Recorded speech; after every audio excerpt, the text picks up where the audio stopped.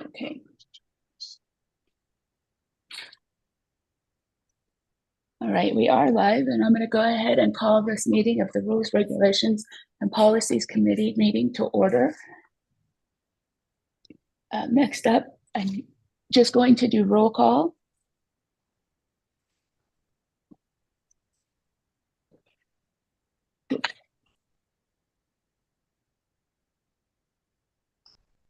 Let's see, Kate Segroy. Here.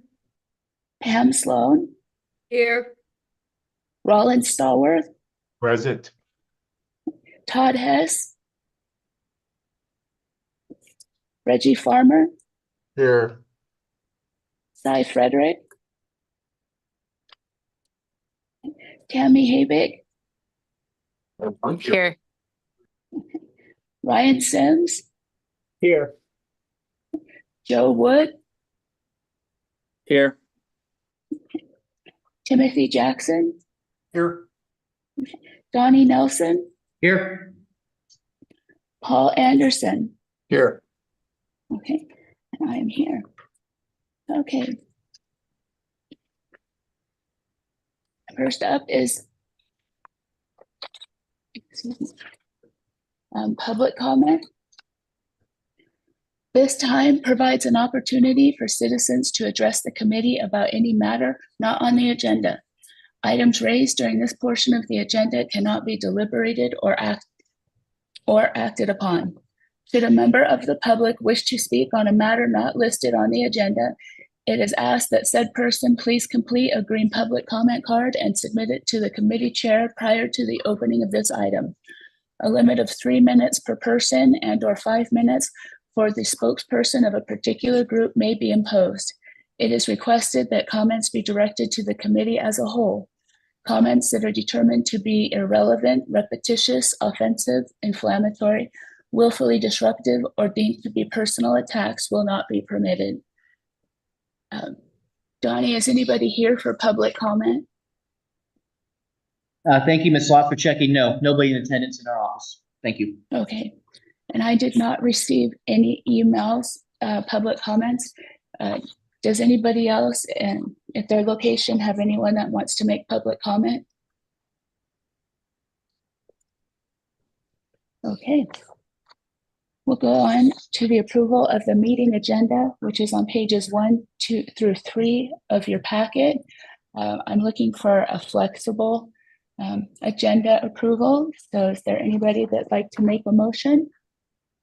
This is Pam. I'll make a motion that we approve the agenda with also the option to be flexible.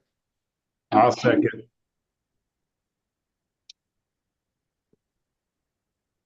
Okay, is there any discussion? Okay. All those in favor say aye. Aye. Aye. Any opposed? All right. Moving on, we have the minutes from our last meeting on April 9th on pages 5 through 8 of your packet. Did anybody see anything that should be updated, corrected at all? If not, I'm looking for a motion Lori? to approve. Yes. Lori, this is Paul. I got one. I wasn't present at the meeting and I think you have me marked as being there. So that'd be the only thing I saw.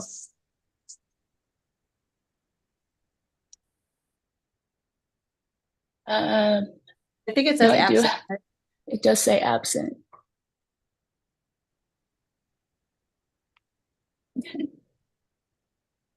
Sorry about that. Oh, no problem. Anybody else? Okay, I'm looking for a motion to approve the minutes. This is Rollin Stallworth, Washoe County School District. I motion to approve the agenda. This minutes, we're looking for The the minutes, minutes. excuse me. I'm sorry. The minutes for the from the meeting. This is Pam. I'll second. Any discussion? All those in favor say aye. Aye. Aye. Any opposed? Okay. So we're gonna move on to the agenda, and this is why I wanted it to be flexible. I'm going to skip over the one-time transfer regulation for a moment because we went through the other regulations so quickly last time. I wanted to take some time to go through those first. So on page 10, we have NAC 385B.702. And the suggested changes from our office is to remove section 2, that a student must register for each season separately, and to update language on section 3 that the rosters don't have to be mailed or transmitted, just be submitted. Just outdated language there on that one. Are there any questions on that? Lori, on number Yes. 1, do we want to change on a form to like through a system, since we don't really have like, because form makes it kind of sound like paper, but I don't know if that's just too in the weeds with it, but just a thought, because the rest of it's talking about being mailed and stuff, so that's very specific. But if we think like on a form is general enough to say it could be an electronic form, then that's fine. I was just kind of wondering if anybody thought about that. I did think about that, and I thought form might be kind of generic enough. Okay. Paul, what do you think? You know, I think the more specific you are, the better, just with the problems we've had in the past with schools submitting.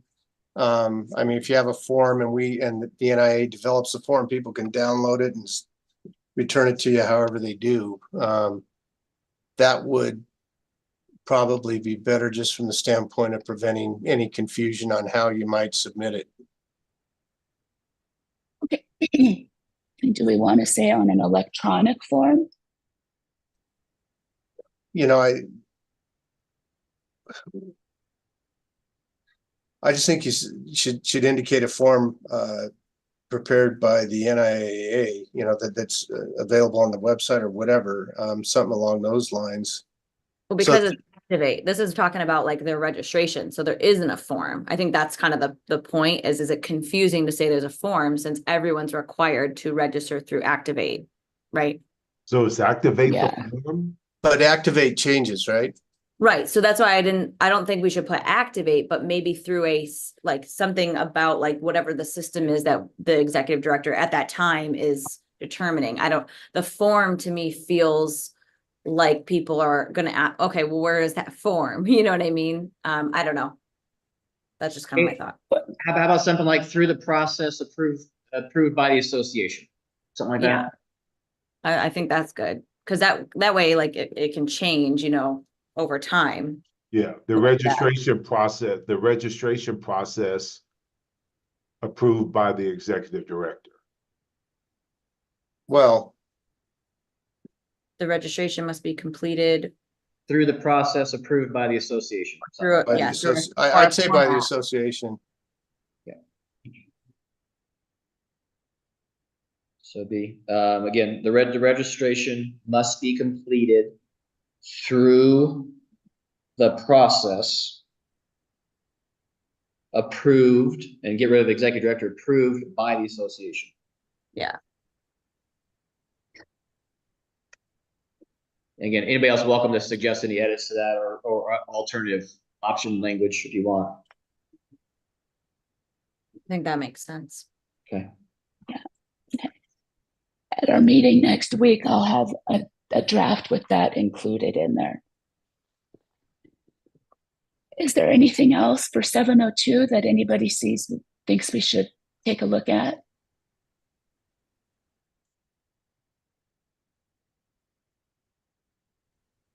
Okay. We'll move on to 704. There are no suggested changes to this. This is our regulation that says schools and/or districts can make the regulations more strict. It does say that needs to be approved by the Board of Control. And with our Board of Control only meeting 4 times a year, I didn't know if we wanted to update this to maybe just say I don't know if we want to put executive director or association. Or just leave it as is. If schools want to do that, they have to wait until the next board meeting to be able to submit for approval. Now, I'm a little concerned about this a little bit. For example, we have independent baseball programs up here in our area that require kids to have a 2.5 GPA or a 2.3 GPA to go out for the team. Do individual teams from schools have to come to the NIAA and present their change to this regulation? Well, I'm not sure the answer to that one. Well, it says schools may adopt additional requirements for eligibility and stricter ones. And the school district that proposes the adopted, so do they come to me and then as the representative of our district? Or does, I don't know how that works. I don't remember in my years of being on the board that we've had an individual school and an individual district come to us and make a statement saying that they have a stricter requirement, but I know in our district that there are programs that have stricter requirements. Lori, can I jump in? I Yeah. agree with Rollins. I've never seen in all the years I've acted as counsel as anybody come to the board saying, we want to impose stricter requirements. I think the very fact that we say that a school can have stricter requirements is all that's necessary. I mean, the association, we have the basic set of rules, and if somebody wants to be stricter with them, then they can be. And if a student were to appeal ineligibility based on those stricter rules, then those are the ones that apply, and that school's going to have to, be supportive of any determination of ineligibility, which they obviously would be if that's their rules, I think. Okay, so should we, oh, sorry. I just don't think we need to say anything other than a school has the ability to impose stricter requirements. And then So should we get rid of anything that from if those subsections A, B, C, and subsection 2, just remove that language? Yeah, and I think anything dealing with having to come to the board for approval of it should be taken out, probably. I mean, we just have a basic rule saying, that the NIAA rules apply, and that a school can have stricter requirements if they so choose. You guys, this is Pam, and I completely agree with Paul. And I'll be honest with you, I've done this a long time, and I know there's schools that do this, but like Rollins even said, this has never come to the board for approval. First of all, I disagree that it would even have to go to the board. I mean, Donnie, you can weigh in on this, and Tim as well. Do you feel a need to know, to be noticed, to be provided information if there is a change? Yeah, no, thank you, Mrs. Sloan. No, our office would not need to do that. Our office obviously needs to understand if there's something that's alternate in a plan for grades to make sure it meets the minimum requirements. But no, I know our staff has at times emailed schools and districts about their academic policies, right? And checks off and part of the membership form and all those kind of things. But I've never, thinking back to Jerry and to Eddie and to Bart, I can't say we've ever dealt with something coming into us that's more restricted that the board has had to approve or we've had to approve. Again, it's only been the minimum to make sure everybody's at the minimum. So no, I'm gonna go back to Mr. Anderson then. Paul, if you think we can delete and strike some language in here to make it as simple as possible, that I would recommend that would be best. So I think you go up to number 1, at the end of that sentence, at the word conclusive, replace the comma with a period and strike everything else.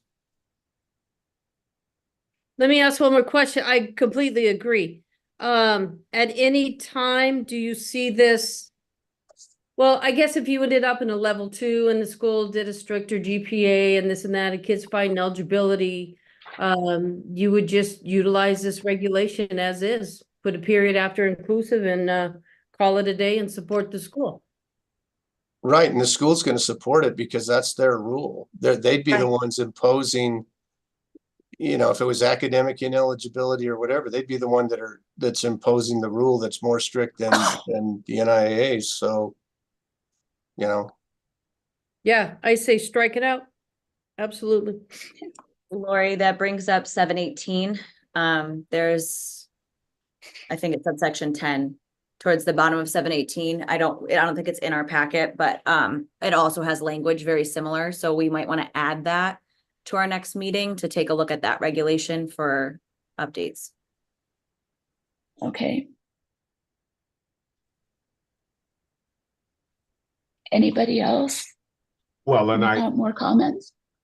from a administrative standpoint per district, I do think that there's something that needs to be put out by the NIAA, or I don't know, maybe our offices, Pam, that basically state that if you do in our district, and this is what I plan on doing, if you do have a stricter requirement, let's make sure that everyone is very aware of that before and during the tryouts, so that it doesn't catch anybody by surprise, and then the parents come to us, and then they're going to bombard the NIAA saying, hey, here's this requirement. We didn't get this information until after our son was cut or daughter was cut. Whatever the case may be, I do think that it's going to be up to the individual athletic departments and schools to know that if you are going to have a stricter one, make sure that that information is given out and passed out long before the season starts, because if it's not, then that's where the appeal and all that's going to come to us,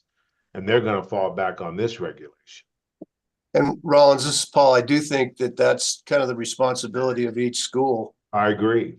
school district, you know, and so that would be your office or Pam's Yeah. office or I'm- whoever's office, kind of telling their schools, hey, this is what you need to do. Exactly, and that's what I plan on doing. Yeah, Because, you know, every level 2 decision that's rendered always talks about a student, you know, either being eligible or ineligible or whatever, their eligibility being conditioned eventually on compliance with the NIA rules, the school district's rules, et cetera, et cetera. So they're Okay. both mentioned in there. So, Okay, good. Thanks.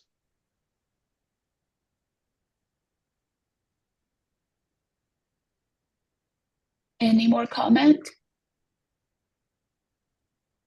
Okay, I'll bring this back next week with the proposed changes. Next is 708. And this is adding some language that students that repeat any grade level in middle school due to academic failure or anything other than academic failure, excuse me, and is enrolled in high school coursework the second time through that they have started their 8 consecutive semesters of eligibility. Kate, I'm going to turn it over to you because you helped develop this language, just to kind of give a background of what we're seeing happening right now. Sure. So down here, and I don't know how widespread this is, but down here we have a homeschool type charter program that has been allowing students to repeat after completing the required academically what they're required to complete in their 7th or their 8th grade year to go and matriculate to high school. They're able to be held back in 8th grade for another year. And initially what we saw is they were then taking, because this is a 6 through 12 program, they were taking all 9th grade coursework during that repeated 8th grade year. So they were sitting in classrooms, virtual classrooms at times, but with high school students, but they were just reclassified as 8th graders. And then they kind of figured out that, that could possibly have some issues with their athletic eligibility. So now what we're seeing is, instead of doing it that way, they're just retaking mostly 8th grade coursework, which, at least if we have something that kind of protects us in that sense, where they're not just using this extra year to, get bigger, better, stronger, we have some language to protect it there where, okay, if you decide to do that, that is your prerogative. However, you cannot take high school coursework during that repeated 8th grade year because then they're coming into high school legitimately in 9th grade with a whole semester or year completed, depending on how long they're taking these courses. So that was kind of the genesis behind this. And I did some numbers, and basically this particular school, we ended up having 89% of the students that repeated 8th grade participated in sports in our district. So the stats kind of showed that there was definitely some correlation between the repeated 8th grade year and athletics. Not to mention, these were all students who did not fail classes in their 8th grade year. They were being retained for other reasons. This was not academic failure. So again, that's the reason behind wanting to add something here. And I think, again, if people choose to do that, we're not going to get in the weeds with people's personal decisions. But if you do choose to hold your student back in 8th grade, at least this states that you have to then continue to take middle school coursework, not high school coursework. So that was my thoughts. 2 things on this, Lori, though, that I did notice. I think 1 needs to say subsection 3 and 4, now that we've added 4. And then in 4, this is just semantics, I believe, a pupil who, should it say who is retained? So it matches 3, just a couple Yeah. little things there. Okay. Lori, I had one addition to it also, just based on the experience with the LCB, how they write things. In the middle line there, after school coursework, I would insert during the year of retention. Do you see that? Okay. Yes.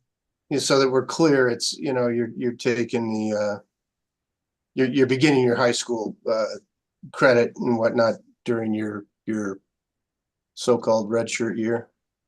Yeah.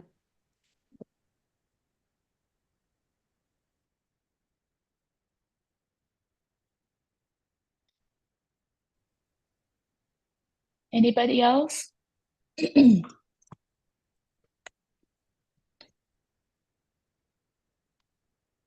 Okay, there's no further discussion.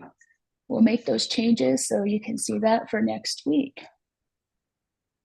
Next is 7:10.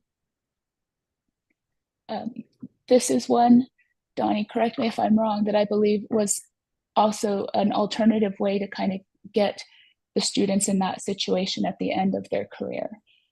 Yeah, thank you, Ms. Watson. Mr. Royd, back to what your comment was, and trying to hold students accountable through 8th grade, and right, the trend. And granted, it's a small percentage. I don't know what that percentage is. It's minimal. It's single digits on the low side. About students repeating a 7th grade or an 8th grade, or going back to 6th grade whenever parents are finding out. Let's make this now and let our son or daughter become older, stronger, faster, entering the high school career if they're really athletic focused. And so the proposal was something off of my desk.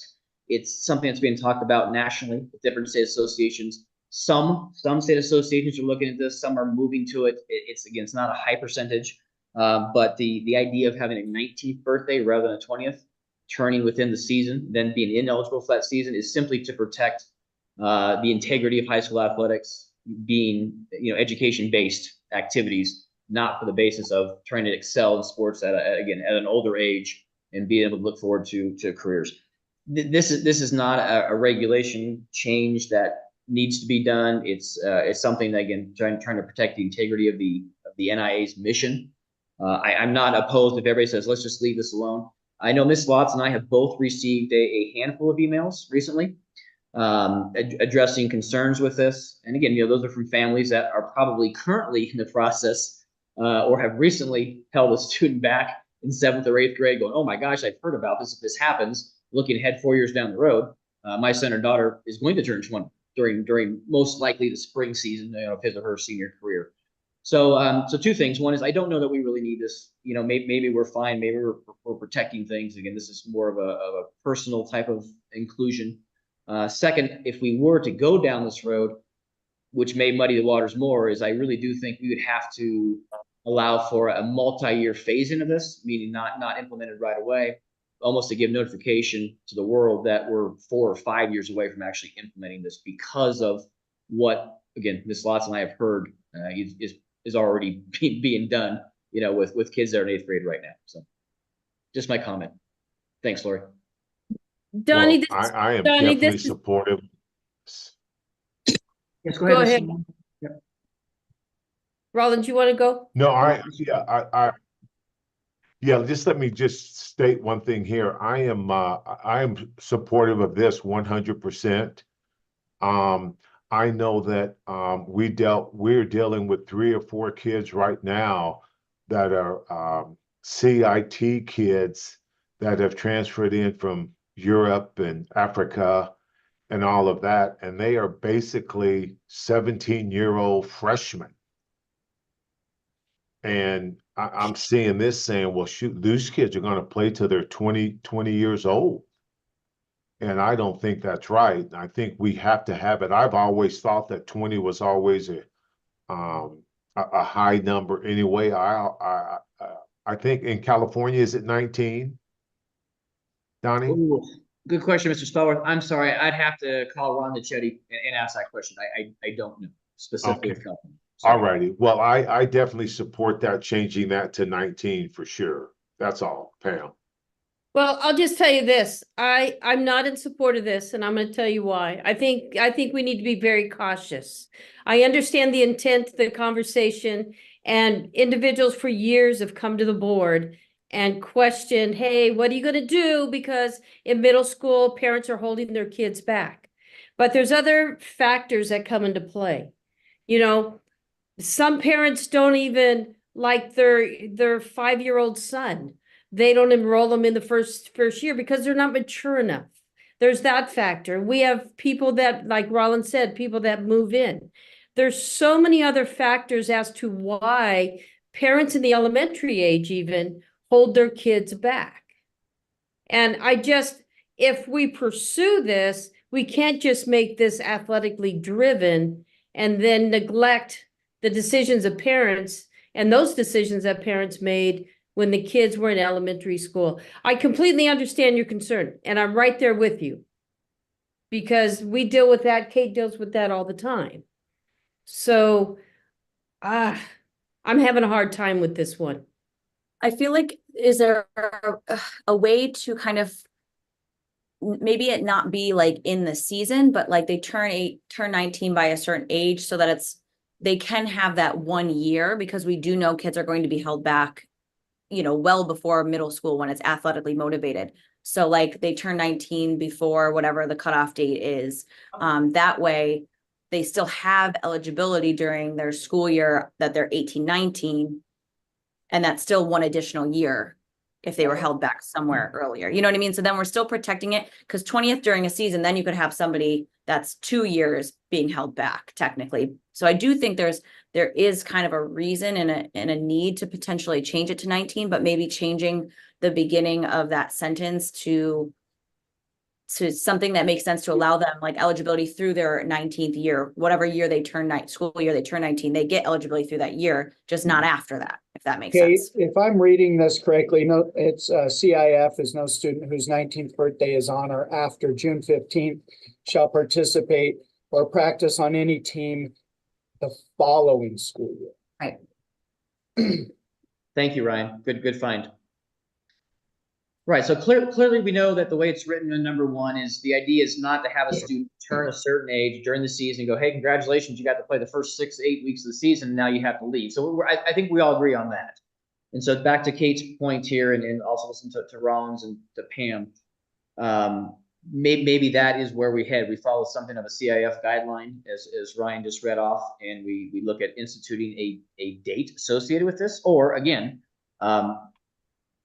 clearly what Pam just mentioned too, right? If we do change this to 19, the way it's written and proposed straight here, yeah, it does, right? It takes the matriculation process all the way back to kindergarten, and parents would have to know that, all right, I better enroll my son or daughter right now in kindergarten or first grade, you know, at age 5 to get going, so we don't have a high school problem. And clearly moms and dads aren't thinking about that, right? You know, 14, 15 years down the road. So and Ms. Sloan's comments are spot on, that I'm just the way the proposal, yeah, I would certainly retract that.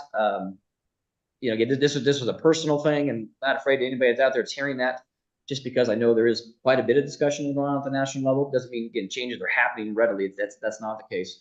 And so maybe this group comes back together when we're in person, and with an idea from any one of you who have commented on this item about a date, possibly a date, and associating that with the age of 19 and when you turn that, and what that ineligibility period might be, and maybe the CIF description. Again, thank you, Ryan, for finding that. Maybe that is it, right? Maybe that solves it. Or again, maybe the changes you have. So sorry, I'm not here with a recommendation to do this, go forward. I'm here to say brought it forward because it's discussion, with national. I just had a second comment on this one. Is there a need for this second subsection there anymore since the record is kept? Like, what is the purpose of that second section? Is that before we had like a system like Activate that keeps all of that? That's I don't even know definitely if that's- prior to Activate. Yeah, that's, going back a long ways. Is So it, I agree, we may not need that. I mean, the school or school district. because then my other thought is if we're removing two, then this is a very small regulation that is related to like your general requirements. So like, could this potentially just be added to like 706, which is our general requirements for, just to kind of tighten things up so we're not, I don't know, driving all over the place in the handbook trying to find all the regulations that relate to eligibility. Just a thought.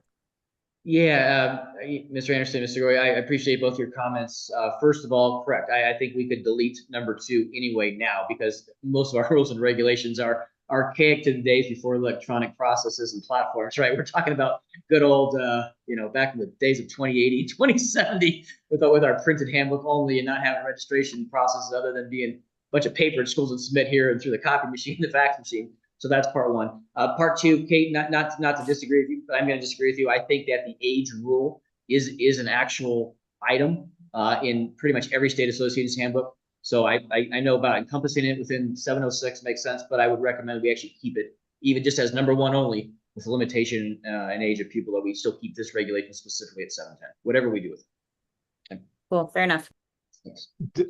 Donnie, is there any evidence or any documentation that states that how many high school seniors over the last 3 or 4 years have actually participated that were non-special ed kids that have participated that were over the age of 19? Yeah, thank you. So that's a great question. No, I can't tell you we have any of that data, any of that evidence. I would defer back to Ms. Lotz. I don't even know what our ability would be to go and find that, to be honest. That would be a major project. So again, this is more of a philosophical regulation rule change debate, but I don't have any data to provide you.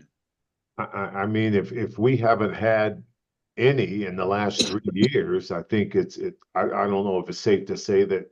Is there a trend to see that going up over the next couple of years, or is this one of those rules that are there and we've never really had to ever even apply it? I just know that in my district, in the last 8 years of this, I've only had 2 kids that were over the age of 19 that participated, and both of those kids were special ed, special needs kids.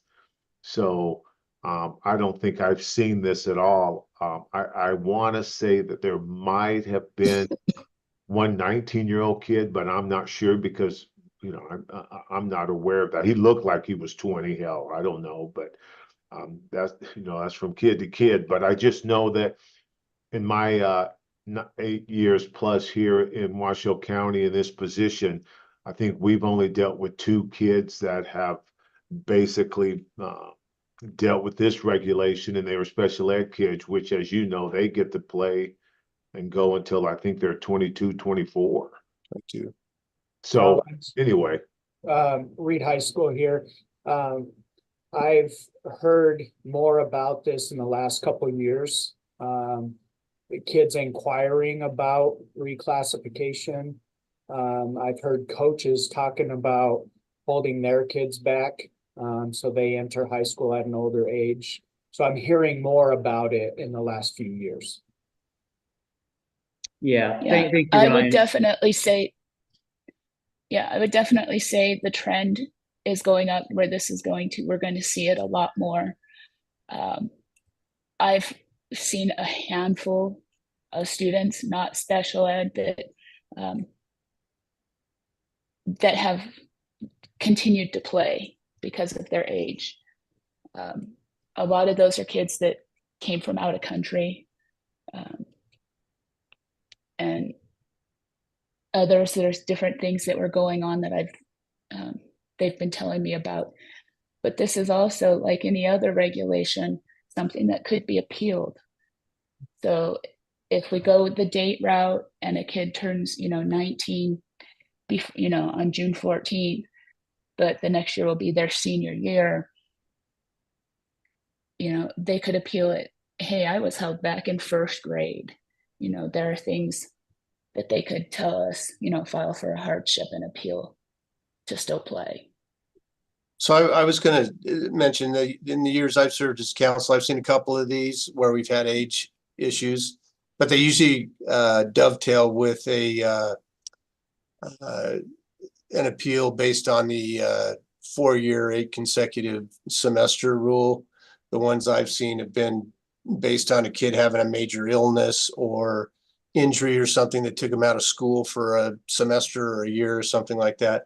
And probably the reason we haven't seen as many age ones is because of the 20-year rule, 20-year age rule. If we move it to 19, we're probably going to see more. And I agree with everybody who's made the comment that, a lot of people are looking at, starting their kids later just because of the fact, to increase their opportunities, for scholarships and that sort of thing. So I think if we move this back, we might be seeing a lot more appeals. But that's not the reason to change or not change the rule. It's whatever all of you think is appropriate, just from a standpoint of implementing a fair environment for all student athletes. Yeah, thank you, Mr. Anderson. Ms. Lotz, if I were to make a suggestion to move forward, not saying we need to, but to make a suggestion, I guess, would be number one, we come back with the number 2, A and B, striking out that language to begin with. And then the second part would be if Mr. Sims could cut and paste the CIF age rule and send that to us, that we could include as a potential option, with also just 20 to 19th birthday as well. Again, not that we need to certainly act on either listing it from what we have it here as proposed as 19th, and or act on a submission of what the CIF does, but it gave us 2 options in person to really discuss this and think about this more today, moving forward to our next meeting, which I believe is May 1st. So that was my recommendation for today.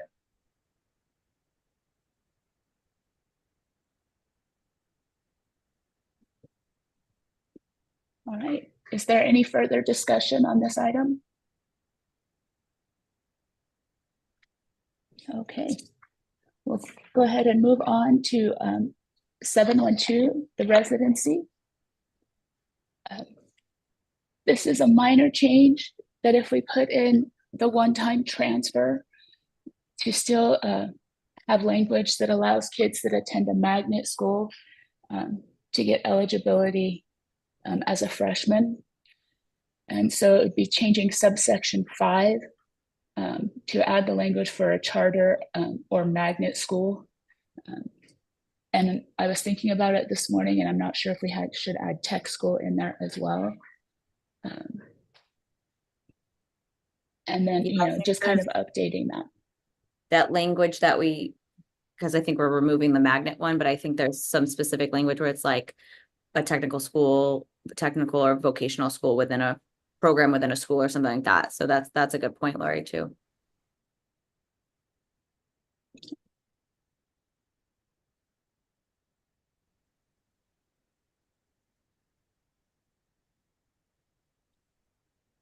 Any other discussion on this one? And actually, even if we don't do the one-time transfer, I think this one should probably be updated just so it does include those schools. Yeah. The only other thought I had with this one, and it's dependent on our changes to 714, was these are both about residency of pupils. So if we are removing that big, huge chunk in 714, then I think like the burden of proof part, these might be able to be combined into one again. I'm just trying to organize things so that it's easier for people to find. But just a thought, because they're very relative, and if we're removing a big chunk of 714, I feel like it makes sense to have all of our residency general type requirements to be in one. Yeah, Just something I'll look at maybe for the next meeting. okay.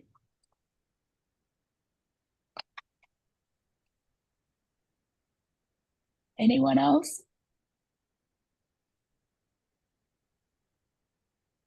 Okay, we'll go ahead and move on to 714.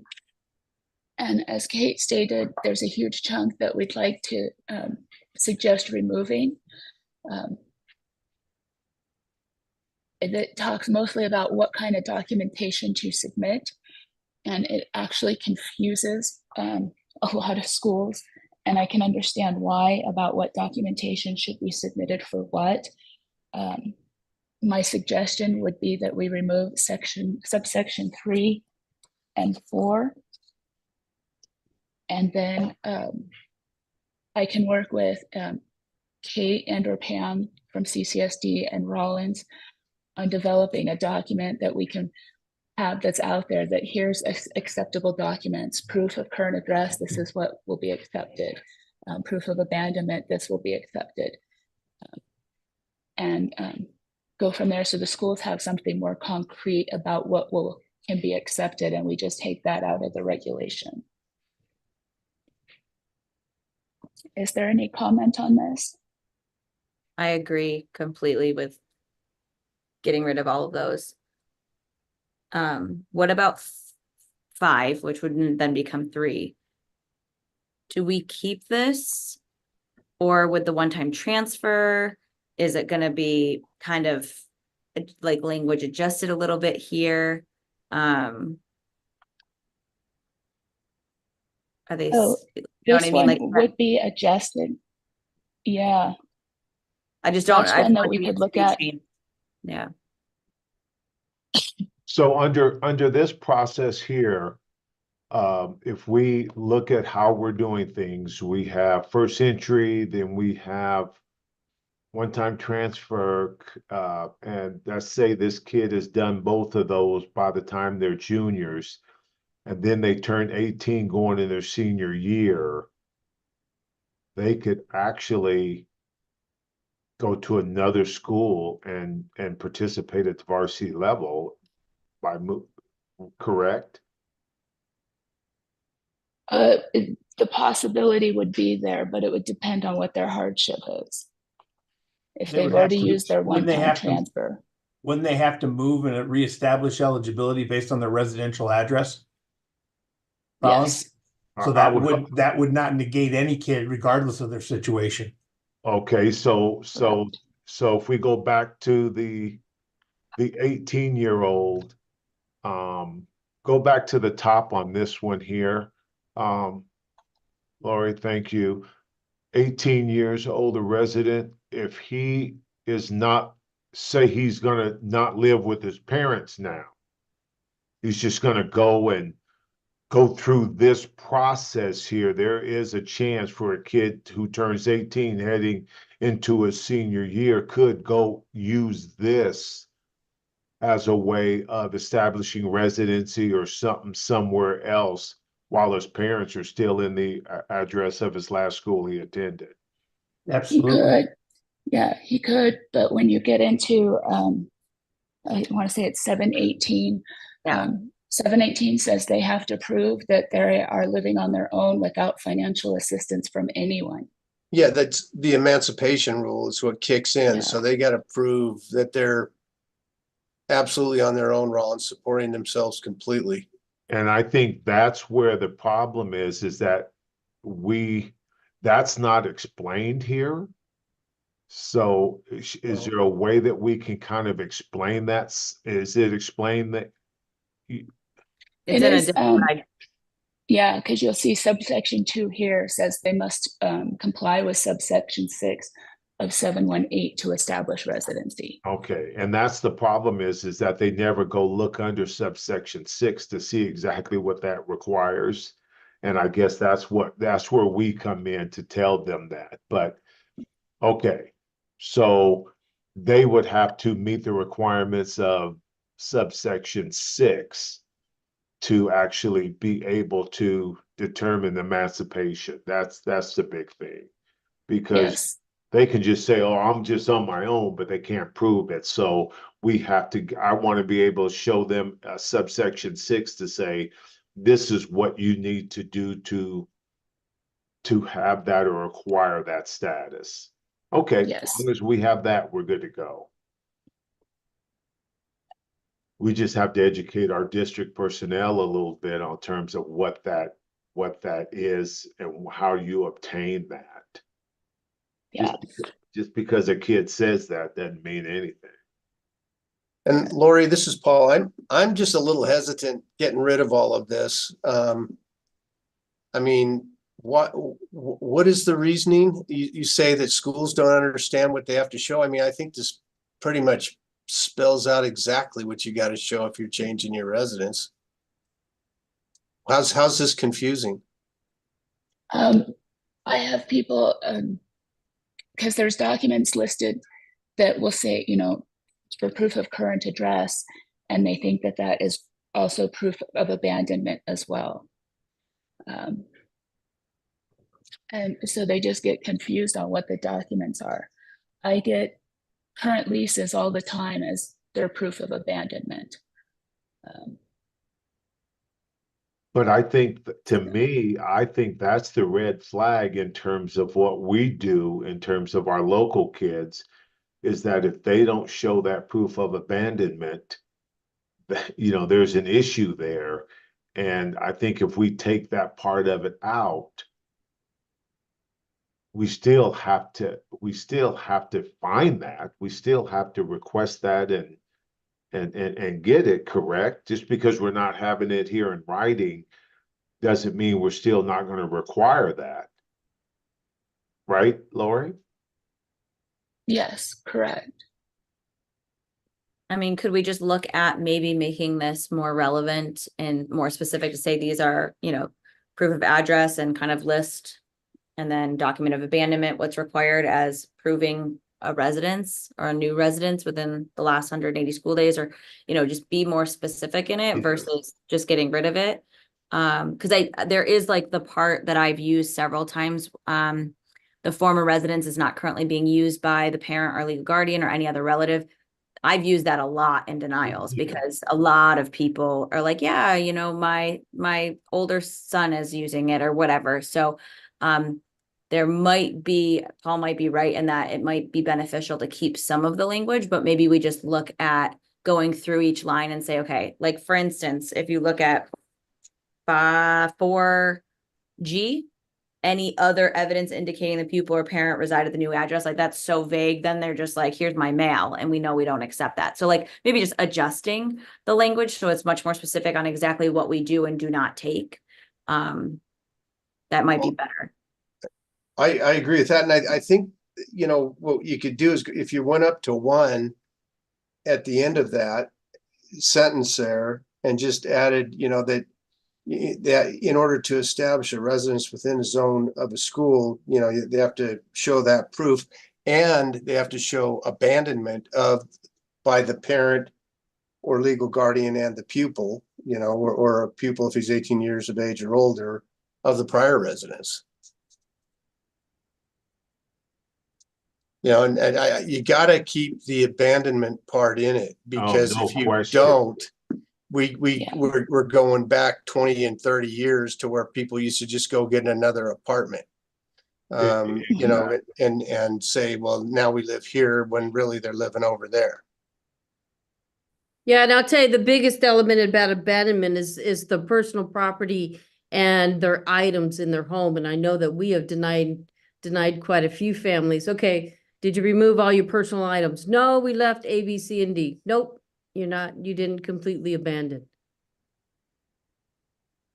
I feel like this would be a good one for our in-person meeting to kind of like go line by line and like hash out together. I agree with that. Yeah, I think a lot of this needs to be staying in here. I think it protects us and it opens up the door for a lot of issues. And Lori, you were saying striking this because it's confusing to the parents? Yes, well, it's confusing to the schools and the parents, but I think we're right. If we just clean it up and go line by line next week at our in-person meeting, I think that would probably be a good idea. Well, I tell you what, if I look at 3 and go all the way down, I don't think there's a sentence there or a statement that I have not used in the last 2 or 3 years in dealing with a kid. There's been 1 or 2 of every single one of these that I've had to use on a regular basis in terms of either providing eligibility or denying eligibility based on one of those. I don't know if there's one that's more important than the other. Especially when parents are trying to get away with something. I absolutely agree with Rollins.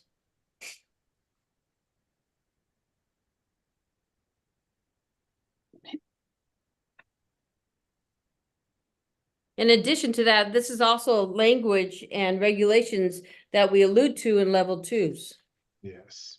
you know? And this is why the student was denied, da, da, da, da, da, so on and so forth.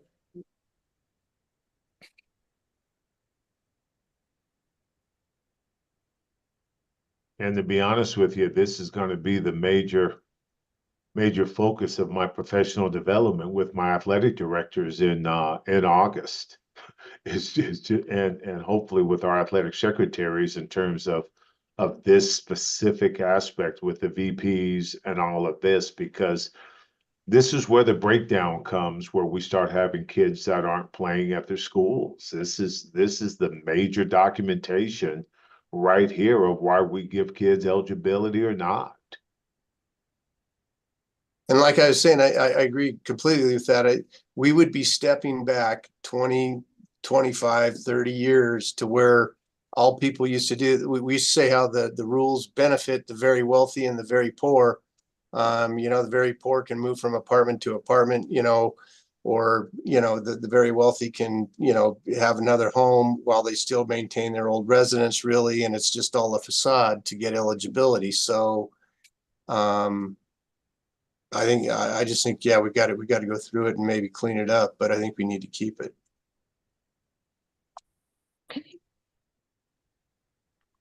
Okay, I'll bring it back next week without the strikeouts and we can go through it. Is there any other comment on 714?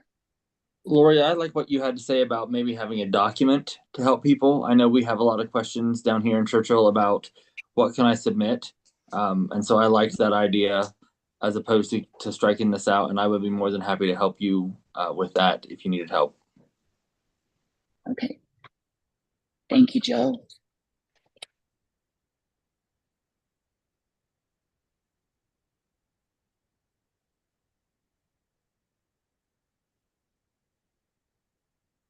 Okay. We'll go ahead on to 716.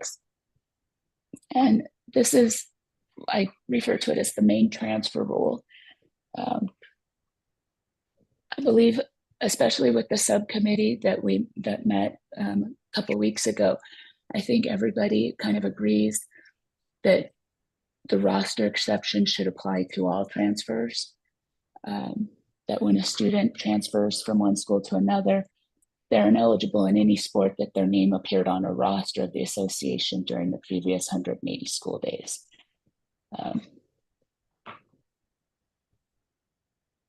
So that was changing, updating that language in subsection 1. And then subsection 2 is just kind of cleaning up language. It talks about schools and private schools, but it's basically when they change from one school to another. So this was just updating that and making that a little more simple for everybody.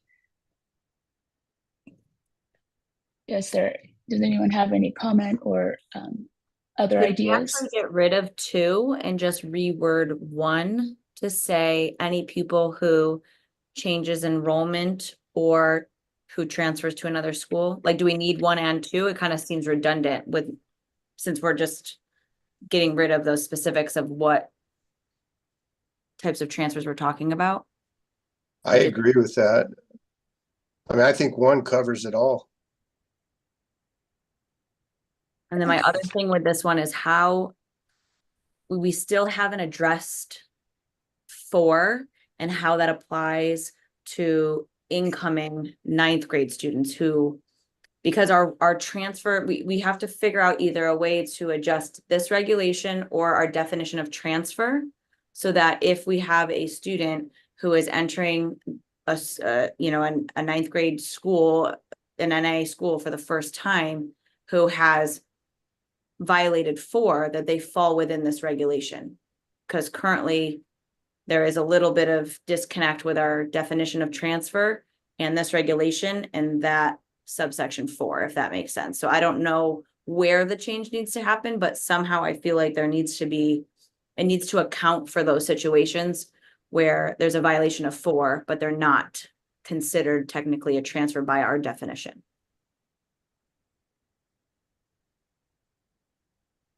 I'm looking at you, Paul. So does the one-time transfer, that's why I'm going back. If we adopt a one-time transfer, I mean, isn't that kind of dependent on whether we adopt that or not? If we adopt the one-time transfer rule, then this would never apply, 4 would never apply to a 9th grader, right? They could choose to enroll as a 9th grade student wherever, and if it was at a school where, they played for a coach in a club sport or whatever, it wouldn't matter, would it? I mean, I think it needs to. I think it needs to apply to them. I think 4 should apply to any student who is new to a school, whether it be 9th grade or a transfer in 10th, 11th, or 12th. If they have received instruction from somebody at that school that they're attending, that is not, their general feeder, that's a problem to me. That opens up a door.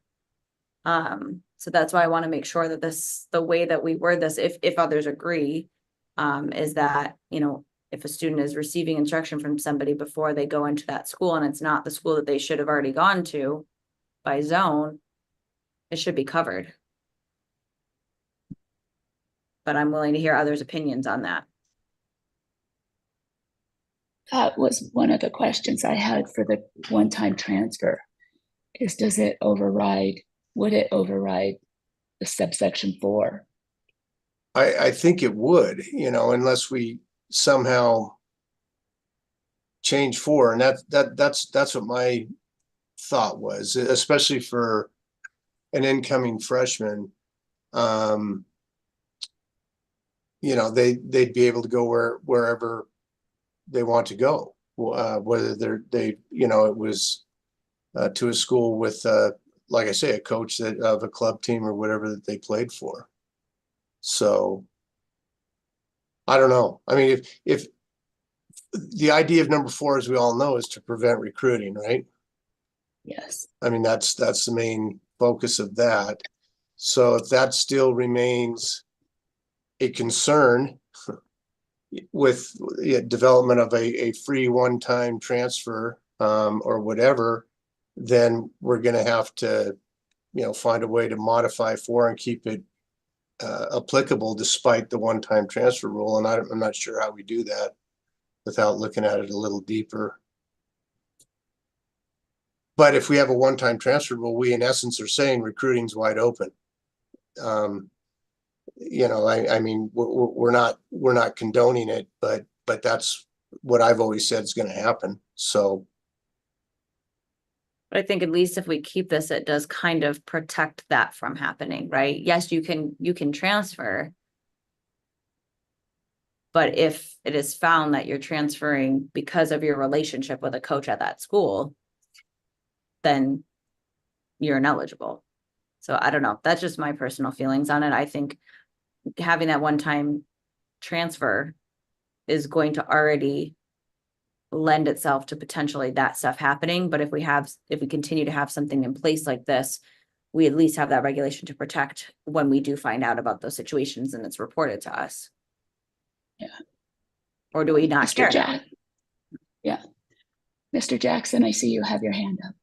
Thank you. I think what we have to be careful of is this. The impetus of this is to level the playing field. And unfortunately, we have a regulation that we just went over a few minutes ago that creates an unlevel playing field already for other kids. If you don't go to a magnet, you don't go to a charter, you don't go to a private school, you can go wherever you want and you'll have full eligibility. Now, we try to apply this regulation to those kids, but that's a little bit more difficult, especially considering that maybe they are coming from one of their feeder schools. For example, a Catholic school feeding into the high school. To me, that's a feeder school. They feed they're going in there. This levels that playing field. And what I feel is what I'm hearing is that 4 is negated by the addition of a one-time transfer. I think it is. And I don't think I have a problem with that. I think my problem is we're once again trying to narrow the scope to a very specific subset of group of students that we believe may have been receiving instruction from someone who is affiliated with that school. I think that's a different issue than this, but I also understand the concern. So when I look at this, I think subset 4 would go away if we have a one-time transfer. We would understand that recruiting rules are still in place. We would just have to use other means that we've been using as a stopgap. But at the same time, I don't think we're going to see the influx of a school going out and recruiting that hasn't used their other methods already, if you understand what I'm saying.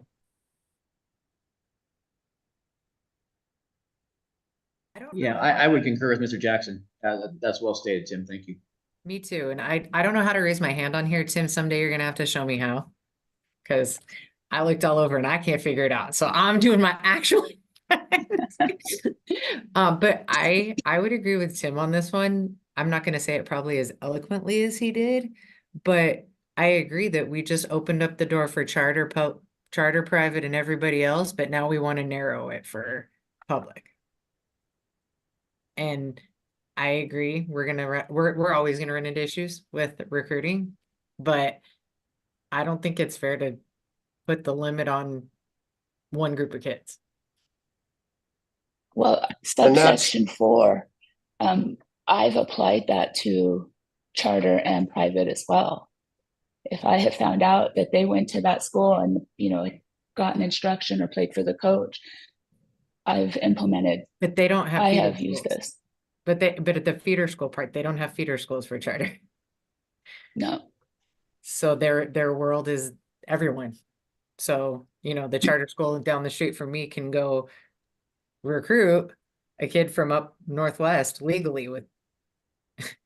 But I think that's the point. Like, I don't think we're narrowing it. I think it's the opposite. I think what I'm trying to create is so that number 4 applies to any student entering a school for the first time, meaning every single 9th grade student, regardless if you go to private, charter, magnet, COSA, if you received instruction from that coach, this almost gives a benefit to Legacy's feeder middle schools. Those are the only kids, because they are already feeding into that school, that could have instruction from those coaches because they're residentially zoned to go to that school. Everybody else is a choice. There's a choice to go to a private, it's a choice to go to a charter, it's a choice to go to a COSA, and it's a choice to go to a magnet. If you choose to go to that school in 9th grade and you have received instruction from somebody associated with that school, you should be ineligible. So I'm on the flip side. I'm saying it actually is benefiting that small group of publicly zoned school, because that's the only benefit you get to go into your zone school.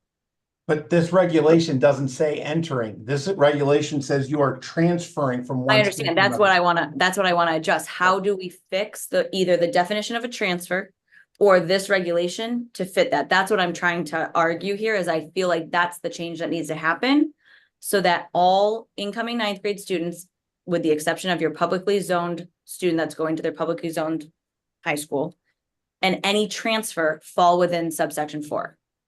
That's my argument. That's what I'm trying to find a way to. I want to make sure we're all on the same page, Kate. So what I'm hearing is that you're saying that a student, regardless of where they went to school in the 8th grade, that then goes to a Catholic high school, you are classifying them A as a transfer. Not necessarily. Okay, that's why I want to make sure we're clear on this. And they are presumed ineligible based on the presumption of ineligibility because they have transferred to that Catholic school. Not necessarily. All I'm saying is I think subsection 4, whether it needs to be pulled out of being clumped into if you transfer 4 applies, subsection 4 should apply, I believe, to any student that is going to a high school for the first time outside of their publicly zoned school. Because my thought on this is, if I'm in 8th grade and I have a wide open option, I can go to any of these schools. Those are all choices. If I, in that 8th grade year, was on a club team with this private schools coach or that charter schools coach or that COSA schools coach, and I received instruction and I was persuaded or really liked it because of that, and then I choose to go to that school, that is a persuasion to go to that school because I have a relationship now with somebody associated with the school. The only people that should not fall under this are if I'm at Legacy, and I don't know a feeder middle school Legacy, but if I'm at whatever that feeder middle school is, I know I'm going to Legacy. That is where I have to go unless I choose any of the others. Okay. I'm the only person that could work with that high school coach before I go there because I know that if I don't choose a school, that's where I have to go. So everybody else, I feel, should have to fall within just subsection 4, not necessarily being classified as a transfer, but if you received instruction before going and choosing that school in 9th grade or transferring, you should fall within that.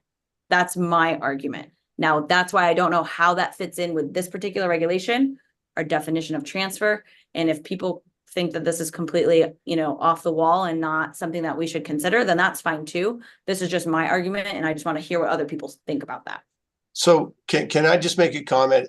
I hear what you're saying, Kate, and I understand that. I think what we need to do, the reason 4 went where it did, that came in when you look down at the bottom in 2011. The other part of the rule existed prior to number 4. That was always the Oregon rule that we brought in then, and it went in there because it was a presumption, as you see in the first line of 4, just as the rest of 716. There's a presumption of eligibility or ineligibility.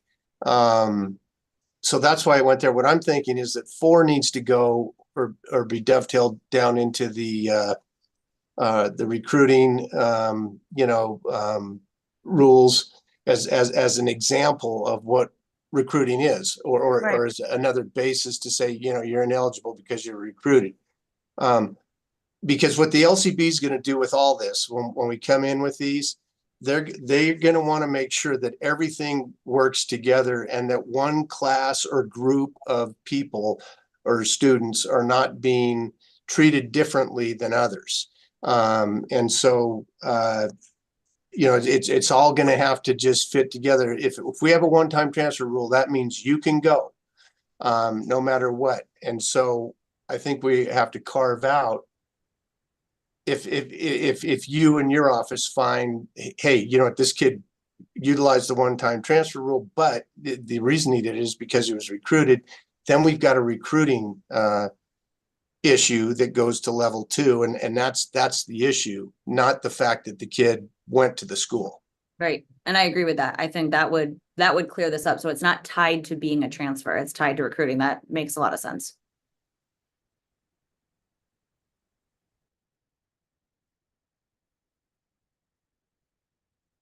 So when we talk about this type of a kid, if that kid transfers or goes to that school, they're not zoned for. Whether they're recruited or not, are they allowed to play lower levels?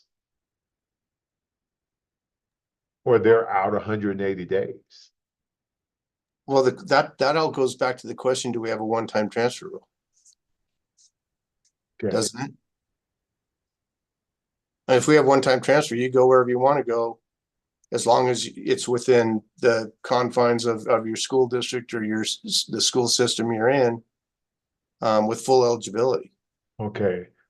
But Rollins, are you saying if they violate 4? Yes, if they, well, I'm just saying that, let's say we don't know if they violated four or not. They're just going there and there's rumors that he was recruited or she was recruited. I mean, the reality is the first time that kid gets there, that kid is gonna go and transfer. He's gonna play, he or she's gonna play lower levels. The issue becomes, oh, when the parent wants them to play varsity, that's when the investigation starts taking place and we find out that he's being recruited or she's being or had been recruited. That's usually when our office kind of finds out, oh, this is a situation where the kid was recruited, blah, blah, blah.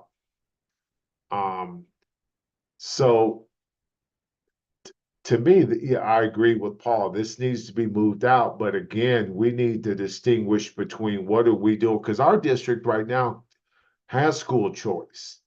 So kids can go wherever they want to that freshman year, or not even their freshman year. We've had kids that are quote unquote trying to use school choice who are going to be juniors next year.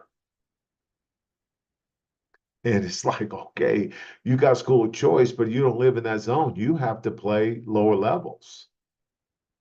And that's what we're doing here on our school choice here is that any kid that goes to any school and accepted by that school using school choice, regardless to what grade they're in, they aren't eligible if they don't live in that zone and they have to play lower levels only.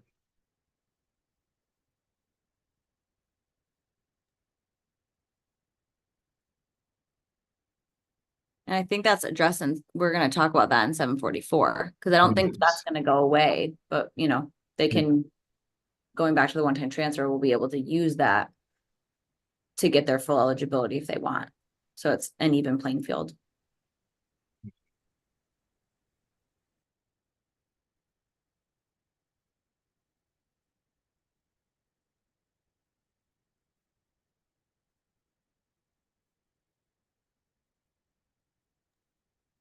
Okay, so I have a question situation. So let's say I have an 8th grader at Doral Red Rock Charter School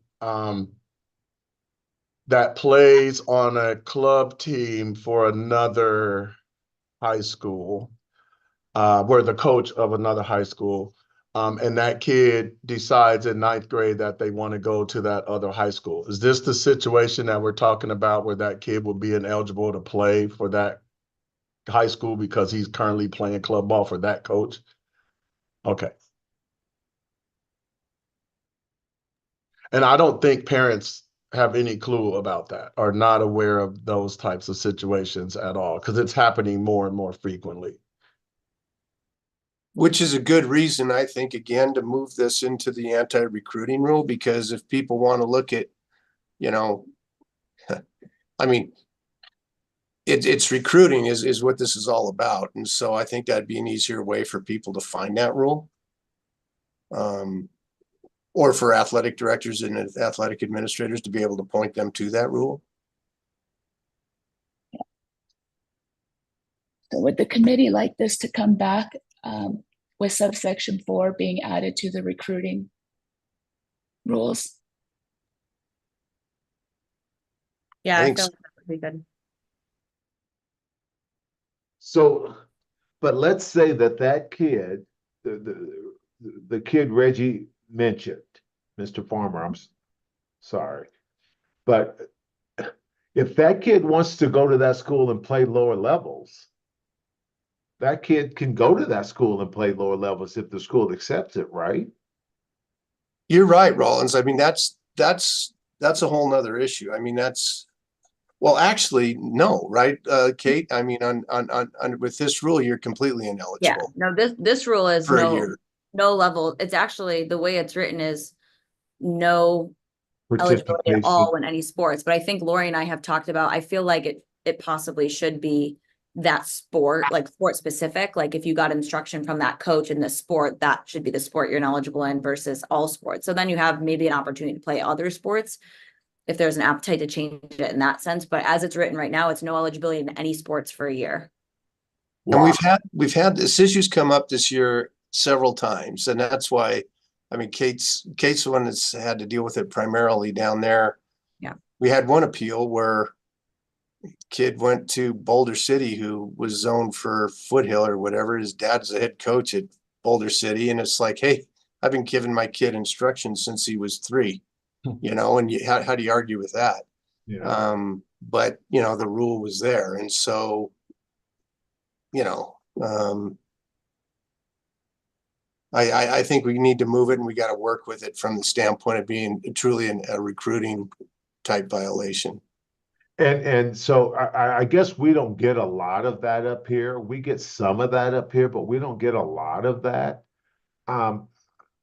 So you guys have been able to, a freshman that played for a club coach and goes and plays for that school is ineligible for all sports that freshman year or that sophomore year, whatever year they decide to transfer to that school. Okay. It's only Rollins, it's only in the rule, it's only in the sport. If you look at 4A, participated in an athletic event as a member of a team that is affiliated with the school. So Yeah. it's that sport. I mean, if a kid's a 3-sport athlete and there's only one in which he or she played for a coach at that school, then this would only be applying to that sport, wouldn't it? We've applied it to all sports because it just says you can't rebut the presumption of ineligibility, and the ineligibility is just you are ineligible, right? So it's all sports, even if they didn't get instruction in that sport. But that's what we want to specify, I think, in the language for it to be just the sport that you received the instruction in, because I think that's a little bit more fair. And Kate, the only time you know that a kid who transferred from one school to another and possibly played for that coach's amateur club team, the only time you actually find that out is by word of mouth. Someone told you that, you guys got a phone call Yeah. from someone. All the above. Okay, so let's say that I'm that kid. I played for Durango, and I was zoned for Centennial. I'm enrolling in the 9th grade at Durango because I played for that coach in the summer, even though I'm zoned for Chaparral. I go to Durango and I play and could I play varsity football at Durango in Clark County? Oh, it depends on how you got there. I mean, Let's say I got there that gave me the right to play varsity football. through them, if they had they don't, but if it was like a magnet program or Okay. current regulations, they would have full eligibility. Yeah. Okay, so let's say they got I'm in the magnet program. So I go there and play in the magnet program.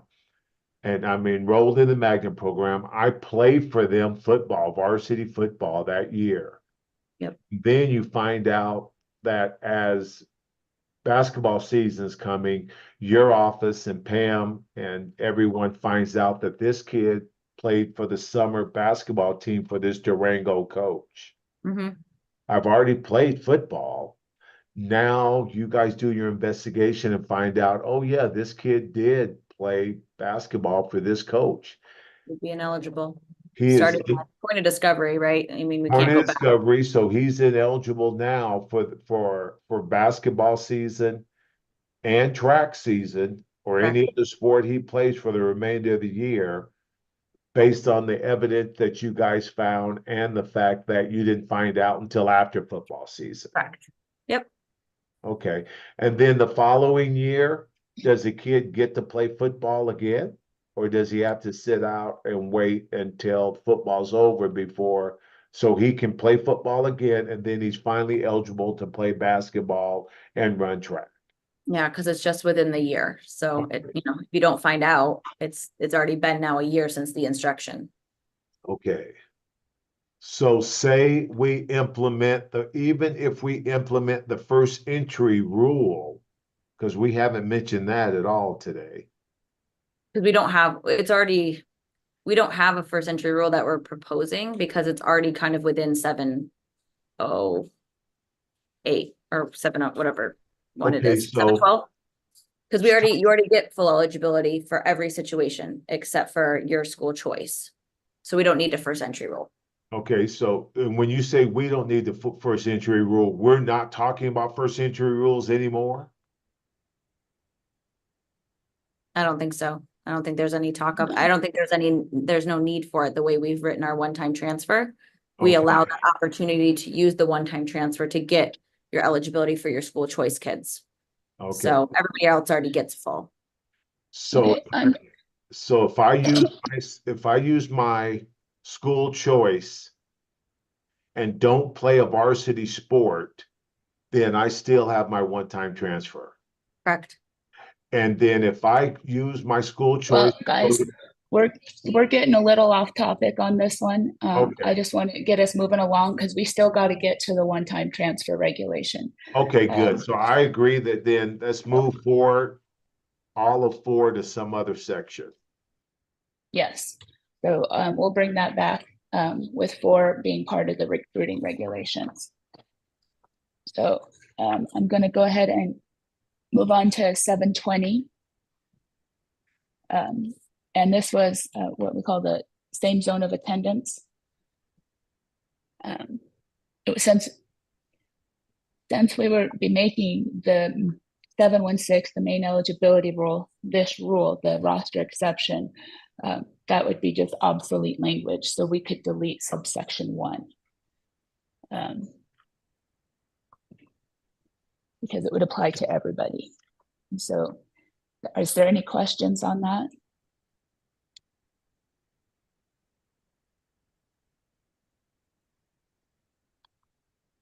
Do we want to limit this to public school rezoning?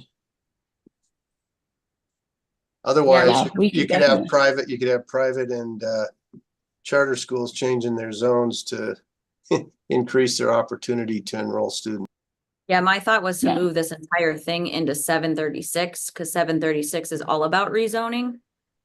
And then it can just kind of be reworked to make sure it makes sense of, publicly zoned schools rezoning, blah, blah, blah. Because I think that can get confusing too. And this was always, this rule was always written and meant for public schools that rezone when you build new schools. Yep.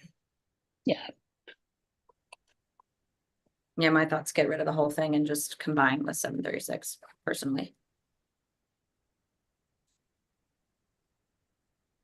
Would this count as a one-time transfer? Or this would be kind of separate from that, right? To say like, you get to do this because of the rezoning, plus you get your one-time transfer?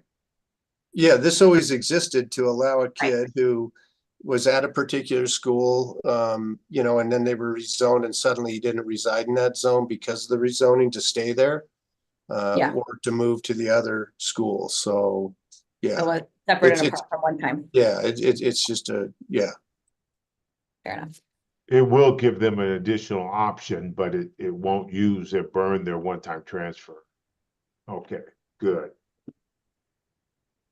Thanks. all right. So we'll bring this one back next week with kind of moving that subsections 2 and 3 to 736. That would make more sense. Okay. We'll go ahead and move on to 722. And so this one, if we do the one-time transfer and with the language being added to 712 about a charter, magnet, or tech or vocational school, this entire regulation would be obsolete. So it could just be deleted. Get rid of it. Yeah. Are there any questions about that? Or any concerns? Okay, we'll go ahead and move on to 728.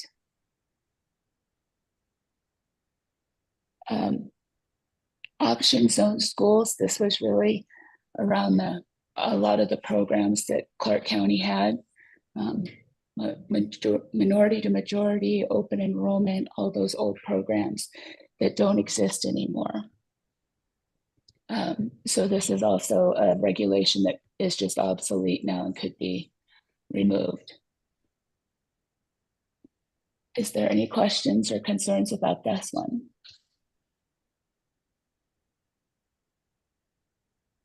Okay. I'll go ahead and move on to 734. And this is the homeschool regulation. And this would just be, it's proposed to remove section 3. If a homeschool student who withdraws from a school where he or she is enrolled, they remain eligible to participate. This is one that, so if a student is attending, say, a magnet program and they're not zoned for it, and they withdraw, this would say that they're still eligible in that at that magnet school that they were attending. And we don't allow that in any other situation. So homeschool students are actually being treated differently.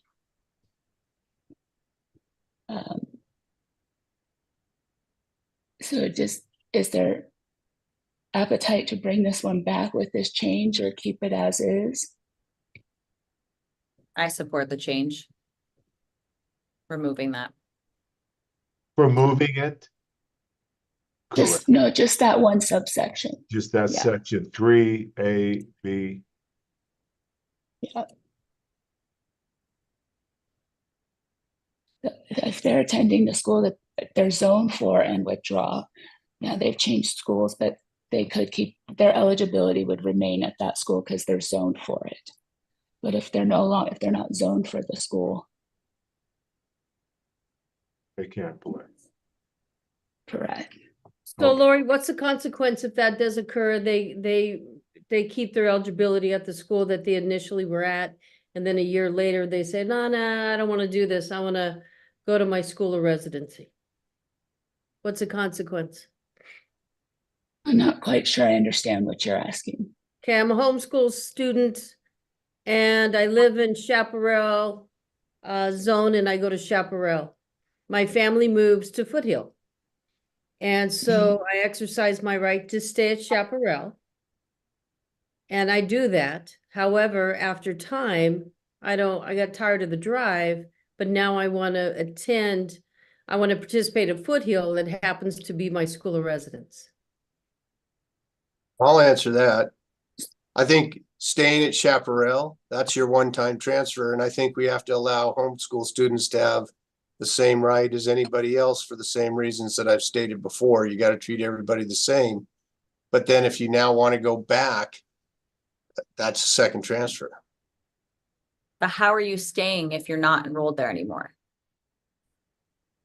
This, if we three, Didn't Lori we're say that we're doing that already? Under Pam's example, that you were using Chaparral as the school that you were participating at because you resided in that zone, then your family moves to another public school zone, but the kid stays at Chaparral. When that happens, I think they've now exercised their one-time transfer rule for a homeschool student.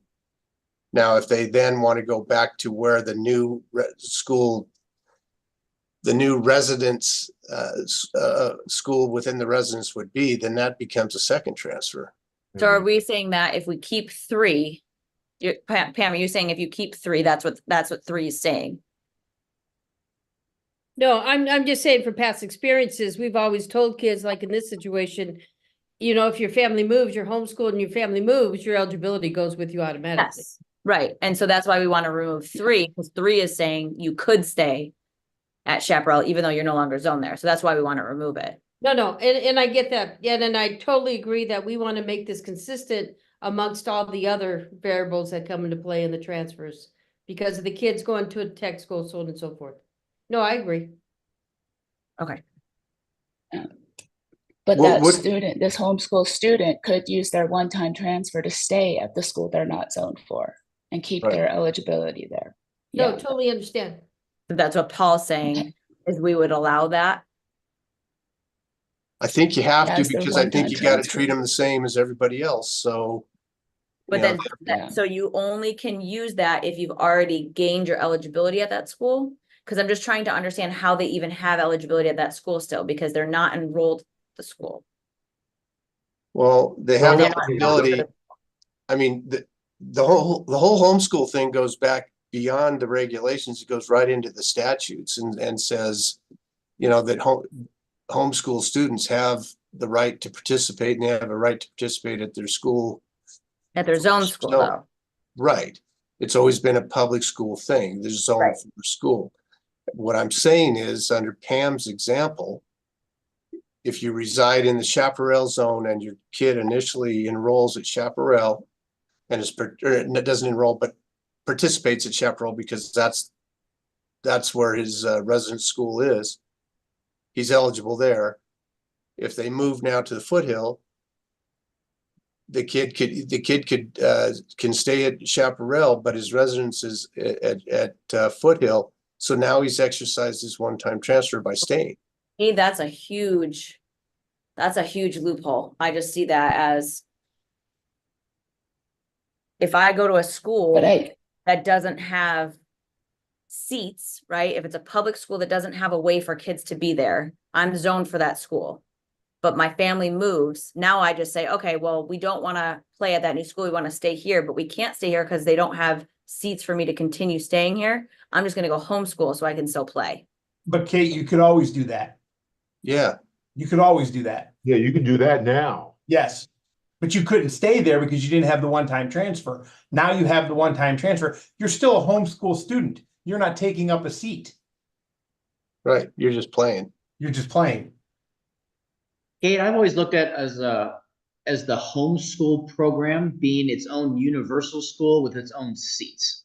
If that makes a difference to you in terms of a place of academic enrollment, not How- necessarily in So this confused. case, what could become a place of athletic eligibility.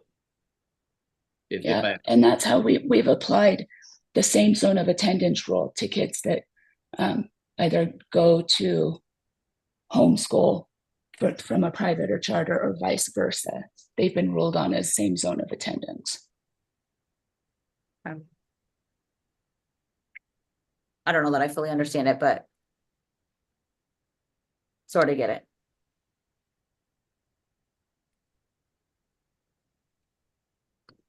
But we're saying if we remove 3, that option goes away, or because we have the one-time transfer, that option is still there for them to stay eligible at their school. I was just always under the impression that homeschool student, you are always only eligible wherever you were zoned. I didn't realize that there was ways for you to stay eligible at other schools. Yeah, I think if removing 3 so would allow they can use their one-time transfer to stay there. Right, so So it's they not could still automatic. stay there, but they're gonna use but they're gonna use their one-time transfer. So that kind of I think tightens the- that up a bit. I think the phrase shouldn't be Yeah. allowed. They're going to be forced to use their one-time transfer. That's they the want to difference. stay. They would have to use it. They wouldn't get a second transfer out of that. Yeah, Kate, we could almost be indirectly creating a more restrictive measure on one group of students that Got it. we gotta be I guess careful I with. just never realized that was a thing. I just always thought if you moved, your eligibility went with you to your new zone. I didn't know you had the option to stay. You That's know, that also applies to kids that attend CSN. And we've always told them that, sorry, my phone just went off. We've always told them that if they moved, their eligibility goes with them as well. We never gave them the option to stay. Well, But and CSN that's doesn't have sports. that's exactly right. I mean, Right. they in the past, they haven't had the option to stay. What I'm saying is with the one-time transfer rule, now they do. Because that's where they can use their one-time transfer, just like any other kid. No, I get it, but I just, yeah, we have to clean all these up, because in some situations, nope, you can stay, because I know they've been granted, almost like what we used to do with zone variances. When a kid moved out, you could stay. And I'm telling you, if we want a war on our hands, then if we make it more restrictive for homeschool, we will. I mean, that, like I say, if you look at Yeah, our I- ثey're a very strong coalition, and we got to treat them the same. I'm not understanding how it's not the same, because let's say if I'm staying public, I'm zoned for Chaparral, I'm at Chaparral, I moved to Foothill Zone, I have to go to Foothill, and that's where my eligibility is. Now we're saying, well, if you are zoned for Chap, and you move to Foothill, if you just drop and go homeschool, you can stay at SHAP. That feels like they're getting more, and unless I'm totally misunderstanding this. Well, they're not getting more, they're just But using their they've one-time allowed, transfer to stay there. but yeah, and the same would apply to the kids. They started, I was at Spanish Springs High School on a variance. Or excuse me, I was zoned for Spanish Springs High School and I was attending there. And then I moved to the Reed zone, but I want to stay at Spanish Springs. They've been allowed the continuing eligibility. I think now it would be okay, you should be at Reed. This is your one-time transfer and you can keep your eligibility at Spanish Springs. Right, if the school allows you to stay. So I guess what Paul's Yeah. saying is because homeschool has its own, there's no seats. But what I'm saying is that doesn't feel fair, because if the school wouldn't allow you to stay, if Chaparral said, you moved to Foothill Zone, you can't stay here, then they can just say, okay, never mind, I'm just gonna go homeschool so I can stay athletically. That's the little loophole that my brain is going through, I guess. Well, I'm not looking at it that way. I'm looking at it from the standpoint that this is a homeschool student who resided in this zone and never had a seat at that school, but played sports at that school. Now the family moves to another zone. The kid can stay if he wants for athletically at that school and play, even though the residence is in another zone, and he's still not taking up a seat at any school. And now he's exercised his one-time transfer rule. Or he can go where the residence school is and have full eligibility there, just like any kid who had a seat at the school could do if they moved. But they can't. That's the difference. A lot of times there isn't that option to stay in our district. Okay, We well, don't Clark's got a lot of different rules, but We used to have that with zone variance. So I get what you're saying. We used to allow Yeah. them to stay, but that option is not there. If you move, you have to go unless there's open seats and you apply for the seat and all that. So I think that's just where my brain is going with it, but I totally understand what you're saying. And it the does whole make sense. the whole seat thing doesn't apply because they're being homeschooled, Right. is my point. And how that, yeah, no, I totally get what you're saying. Okay, Mr. Sims, I see you have your hand up. Yes, just real quick. I don't want to get off topic here.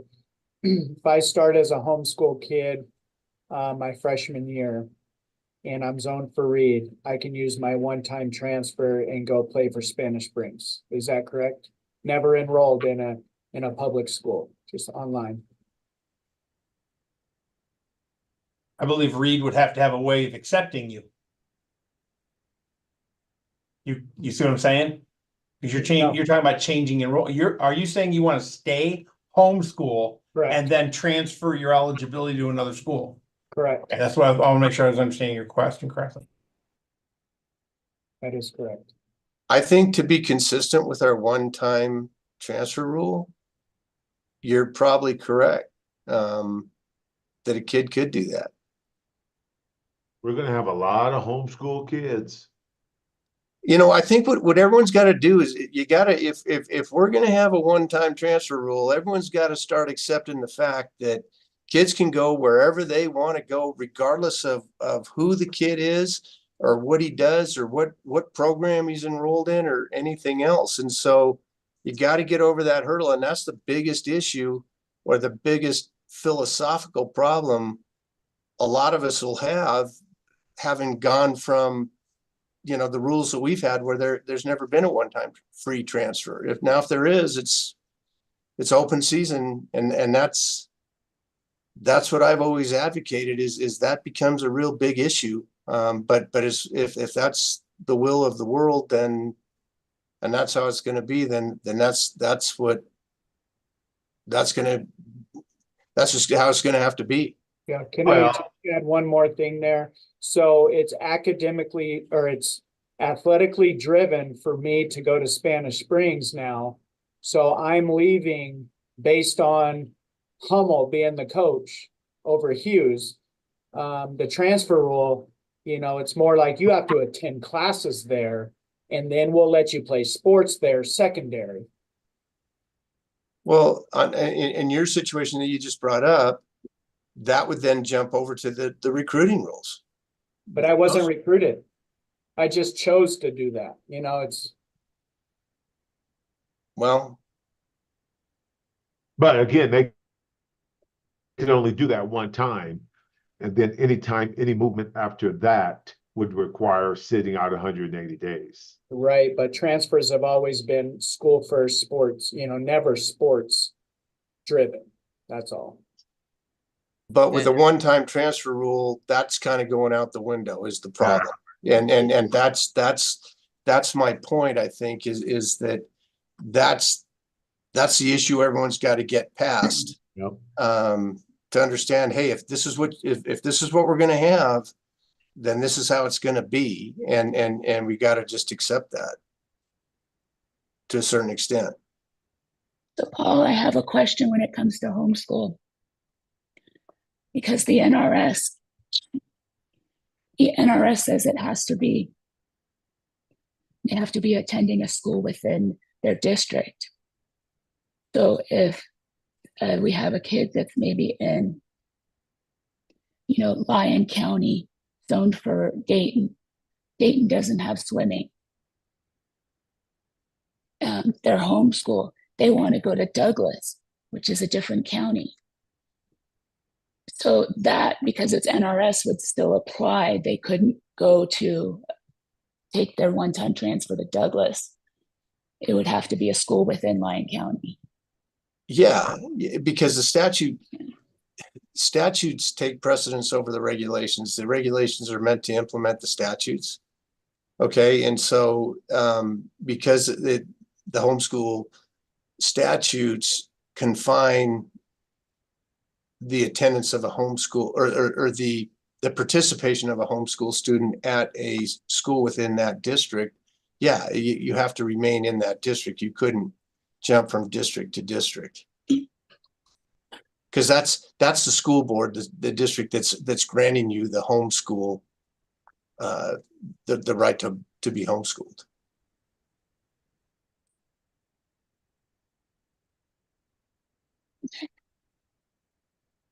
There any further discussion on homeschool? Okay, then we're going to go ahead and move on to 744, page 23. This one is just cleaning up language, outdated language. So, they have to apply for their transfer 90 days before the first date established by the association. As long as I've been here, and I'm sure prior, that's never been enforced. I had updated because it said the pupil must submit the application on a form approved by the association. I changed that to executive director to match 702, but I can take that sentence that we revised and put it in, replace this one with that, where it said, complete through the process or whatever it was. I'd have to pull up my notes to get that exact language, but I can replace it so they match. And then under subsection 3, a pupil whose request for a subsequent transfer is denied may not appeal that decision. That just never seemed fair that this situation could never appeal. If we want to keep that, we can. That's just a proposal. And then subsection 4 says that if the waiver is granted, it is effective the next semester. I don't believe that's ever been enforced either, and so it should just be stricken or deleted. Any questions or concerns on this one? I have kind of some thoughts, but it might be better for the sake of time to maybe discuss at our next meeting, but I feel like this regulation doesn't match what our language is for our one-time transfer with the first official day of practice. I almost feel like this just needs to become solely about a waiver of residency requirements, because that's the majority of the reason behind this, is talking about getting variances and things like that. So I've kind of reworked it a little bit in my mind and kind of wanted to just hash it out with people, but it might be easier just to do this one in person on my end, unless other people have things they want to bring up about it. But I felt like even just the title of this regulation should be like the waiver of residency requirements. Because we already have a transfer rule and a one-time transfer rule. So now this is like a third transfer language in the beginning. Like, I feel like that whole first sentence basically can be removed. And we're just talking about like the waiver you get for residency. I don't know. But I have kind of a lot, so I don't know if we want to get into it right now, but you tell me.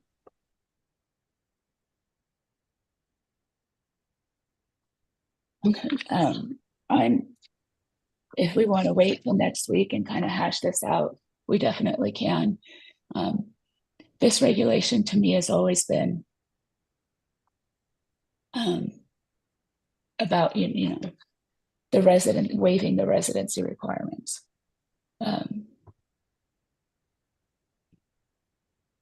With the exception of subsection 5, but I believe that's also, we have that in, what is it, 776? Yeah, I think that can be removed. We already have it. It's the like exact Yeah. same word, 776. Oh, Hey, this is Okay. Pam. I just want to ask a quick question. And I know it might just be semantics, but we get asked this all the time, like when determinations and people go, whoa, wait a minute, I didn't fill out a waiver. Do you think that we should put a definition of waiver?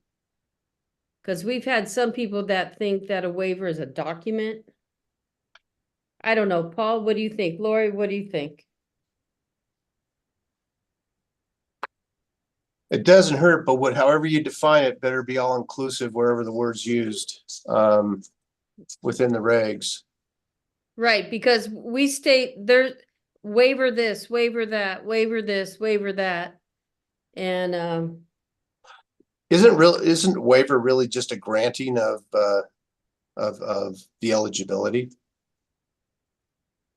That's really That's what it is. kind of, yeah, it's almost because we have a waiver for X, Y, and Z. So it's not like the word itself is all that needs to be defined if you don't know what it means. But I agree that Pam, people say like, well, are they on a waiver? And it's like, you know, they've asked this question and it's not really about that. It's just saying we're waiving your ineligibility for this, that, or the next, whether it's residency or so.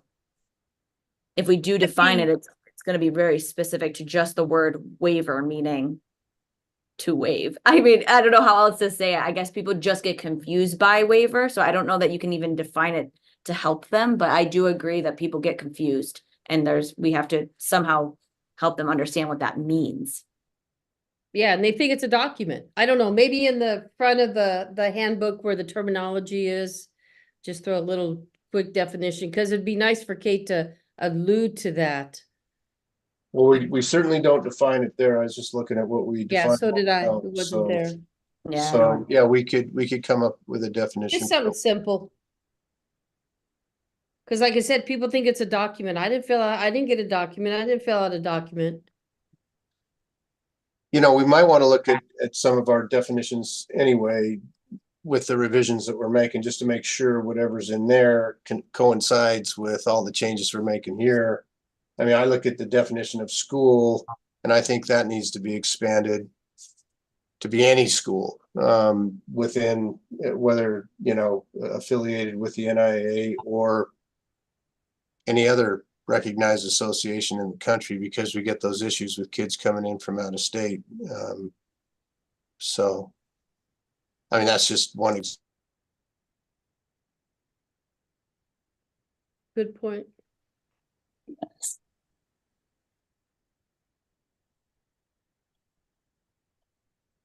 Okay, so next we'll go to 824, which is the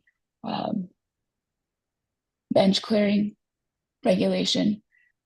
Currently don't have anything in there that's proposed yet. We had talked about last time, you know, having an appeal process, and I've been thinking about that since that meeting. And I almost think in the 900s, we should maybe redefine the appeal process. Maybe make it 3 levels. Level 1 is where that determination comes from CCSD, WCSD, or the NIAA, whether it's, you know, a bench clearing violation or, you know, a transfer. That's level one. Level two could be a panel of 3 to 5 people. You know, I think having one of maybe the parents on our board, on that committee, or on that, I guess, mini board, and then they can make their appeal to them. And then if the decision is upheld and they still disagree with it, they could pay the $500 and go to a level, well, what would be a new level 3 instead of level 2. How I fast? don't know if that's, Lori, I'll just tell you this, Lori, for the sake of time, that's too many layers. Yeah, that's. And I would just, let me go back to an ejection. If the SNOA down here rules on a bench clearing, granted, we typically will go and meet with Mark, we'll take a look at the footage. And I'm gonna tell you, 10 out of 10, we support Mark Radner's decision. I don't want to have the power to overrule SNOA. I don't believe that's our responsibility. And then I don't believe that if then it goes to a panel of other individuals as well. I think we got to be very careful when we talk about the appeal process. I tend to agree. I think with the prevention, this rule, I don't think this should change. And the problem that we've had in the last several years is that coaches don't seem to be able to get it through the heads of their kids that you don't fight. And I know that the concern is, well, what happens when the last place team plays the first place team and all they want to do is render that team ineligible for the playoffs by engaging in a bench clearing brawl. If kids are trained the right way and something like that occurs, I think the officials association is going to make the right call on who instigated it, and everything else. And if it comes to a hearing, we can deal with that. But I don't know that we should be changing a lot of this from what it already is.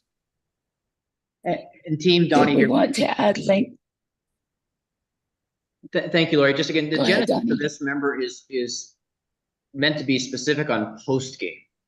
So when a team has a victory won, Right. and the possibility of another team saying, we don't care, we're going to find you in the handshake line or whatever else, is to say, how do we have, if the officials have not left the floor, and the bench clearing in here says post game, and we feel like a team that has won did not engage to whatever level that they did, even, do they huddle around their own bench and go, okay, you just start swinging at us and we're going to be in our little circle here, and you're not going to see us punch back on a camera.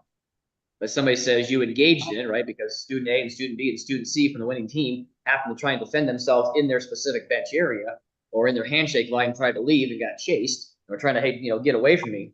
That to me, this is a post-game specific amendment about having an appeal process for that. How we do that, Ms. Lotz offered another resolution to say, can we quickly get 3 administrators or whoever together that night, the next morning, before the next round of the playoffs, if it has to be a time-sensitive matter, how do we handle it? Or do we want to handle it? If we don't want to handle that and we just leave it right where it is, then we understand something in the post-game, sorry, you know what? Somebody was still there, and we still had a bench clearing, and that's just the way it goes. You shouldn't have fought back. You should have just sat on your seats and not gone. I'm just trying to possibly protect the winning team. That's what this came. And I'll tell you, Donnie's absolutely right. And that's how this has come about, and really why we're having this conversation, because I think there was a concern last year. And it's been a very, very, very long time. And we've talked about in previous meetings about when that really occurred in the semi, where 2 teams got in a fight and then we didn't play the state championship. But what do we do? Kate, I think you want to add to this conversation? I think the last time we talked, I might have brought up, but I feel like we've said this and there's no adjustments in here, right? So did we say something last time where we kind of all agreed that if the game is over, the score stands, whoever won, those teams would then still, if it's regular season, right? Because it's kind of twofold, right? If it's regular season, those 2 teams then do miss out on their next game for that situation. And then maybe that is appealed, but are you talking postseason then? The postseason, I guess, is where the appeal would have to, no, you're saying post game, right, Donnie? Yeah, well, it's A and B, Kate. That's a great Right. point. Number one is if we want to make a score stand after game, I think we need to actually note that in here and add Yeah, something to say. 'cause it's not in there. Donnie's all saying. In the post game, that is still a possibility, right? That okay, the score stands, you won game one, but you still don't go inherently to game two because you just got eliminated. So you don't forfeit the game you won. You still get to keep it, but clearly you can't go through the bracket if you can't go play the next game. So Right. that's so it's parts A and B. Keep a score. We got to figure out how to include that in here. And part two is to have an appeal process for the next game for a team that won. It's not easy. So So Donnie, if this occurs, let's take the state baseball or softball, where you've got games that are happening one right after the other, and you've got double elimination. I mean, this has to be ruled on like immediately. You are correct, Mr. Anderson, and obviously it puts an So- incredible time crunch into having a process if that were to happen in that tournament to know that there is an appeals committee available at a venue. And I'm not trying to find answers. I'm not trying to cause problems. How do we work towards that? I mean, there's ways to do that in a double elimination on that day tournament. So yeah, Ms. Hey, guy, Tammy, do you have a suggestion? Go ahead, please. Well, I do. And I mean, I think because this did happen to us in a flag football game a few years back. I was a little bit brand new at the time, but I remember thinking this isn't fair because we should have some sort of appeal. Because ours was not an all-out brawl. Ours was two girls, and because the team stepped foot on the field, even though it was 5 yards onto the field, my coaches did their jobs, kept the girls back, but it was 2 minutes left in the game, wasn't the end of the game. We couldn't keep going in the postseason. And I remember thinking at that time, like, there should be some sort of appeal because the definition, they have to follow the definition. SNOA and whatever it's called up north, they have to follow the definition. So, and they explained that to me and I understood it at the time. Yeah, I agree. You have to follow the definition, but that should have been those two girls, not teams. So I think we do definitely need to look at the fact that situations like that do happen. There should be some sort of an appeal.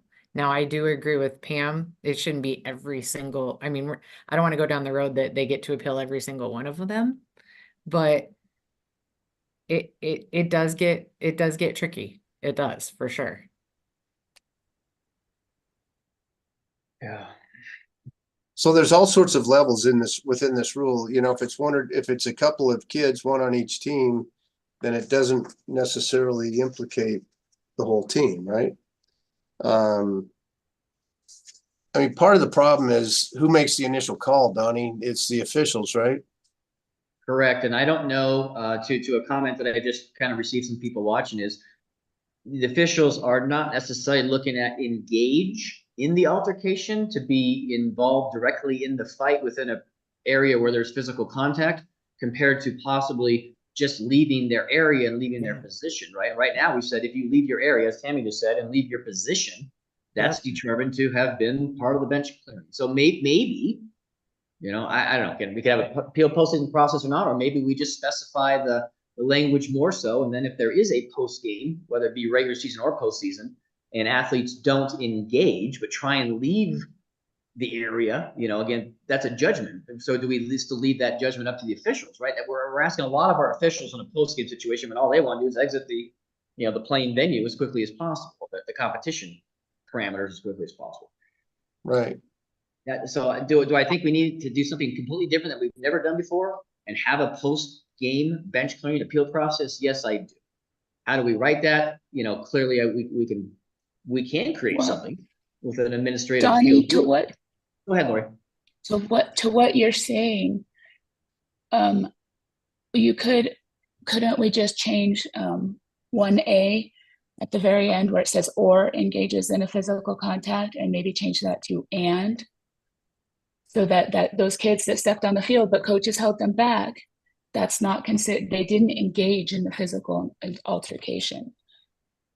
Yeah, thank you, So Lori. it would change in just that one. Yeah, that could take care of one part of it, right? Because again, right, wrong, or indifferent. And whoever's listening, I don't mind being honest. Our office has always said, you leave that's it. You know, that whether you engage or not, and the or has been looked at as our office is just because of the perception of people and brawls and to what level they are, we don't differentiate, right? And so that's part one. Yes, that could help, and we'd have to probably look through here and propose similar word amendments to that.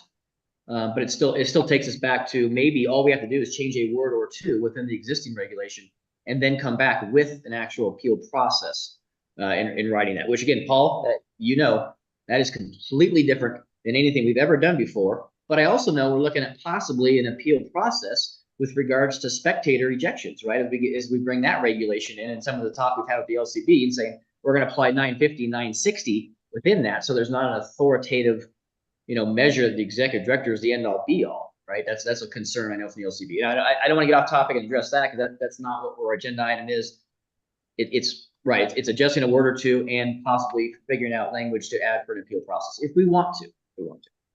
But I think too, we need to be careful because if we permit that a kid runs on the field, oh, whoa, wait a minute. I think we need to have a definition of engage, because some kids are gonna, hey, I just ran out there. I didn't Yeah. engage the fight. I didn't throw a Right. punch. I didn't push. I didn't shove. I think we got to be careful.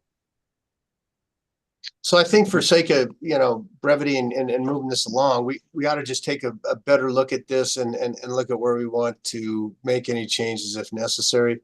I mean, another possibility is similar to what we've had in the past when a school, when we find out the day before the state basketball tournament that some schools played ineligible players for half the season and they have to forfeit, and now they want to appeal. We've changed that rule, but I mean, we used to have those appeals, and the option that we always had to look at was, do we delay the tournament, and that sort of thing. And that's kind of thing you'd have to engage in here, at least from the NIA level, if a bench clearing occurred during a tournament, during a regional or state tournament, you'd be suspending the tournament to conduct the appeal, which becomes impractical when you start looking at costs and whatnot and all the various teams involved, et cetera, et cetera. Well, I don't think we addressed the issue was, if the fight was, is there anywhere in here that states that fight that we witnessed at the end of this football season happened after the game? So there was a team that won and a team that lost. So we need to have something in here written that if the game is over and the contest has been decided, is that in there that the team gets the win still? Or that's not written in there? Well, that's, I think, part of what we need to look at in detail and maybe come back with this when we've got some proposed language as far as those types of changes. And the team that won, were they supposed to go to the playoffs the next week, or it did not have playoff implications? Yeah, if I recall, Rollins, the situation you're mentioning, the team was supposed to go on the next week, and then I could be wrong. We've had a few different situations along these lines, right, where we actually have vacated out a playoff spot. But see, again, I think there's two questions here. Number one is, does the team get the win if there was it? And I think that's a vital issue here, because you're going to have teams that are losing nothing's going to stop them from trying to fight. And we have to coach our kids up about, if we're winning, hey, be careful. They're going to do this, X, Y, and Z. We have to, I think the rule should state that once the contest has been ended or has ended, and a winner has been determined, and then something happens, that team that has won the game should still win the game, I think. And then we look at video and films and everything else. And I think we need to look at video and film and everything else to look at and make our decision in terms of who and how we're going to penalize kids after it's over. I know that Clark County, Washoe County, we have videos of these types of altercations that we can use and learn by, and say, hey, look, these kids here are the ones that should be suspended and not playing, and these kids here should be able to play next week. I mean, if I remember correctly, there were a lot of kids in that altercation that I just saw that were standing on the sideline, just protecting themselves, not doing anything wrong. They were doing what they were supposed to do, and yet they were penalized like everyone else. So I think this needs to be further carried on, but there needs to be some additions in there to reward at least those kids that were not doing anything wrong.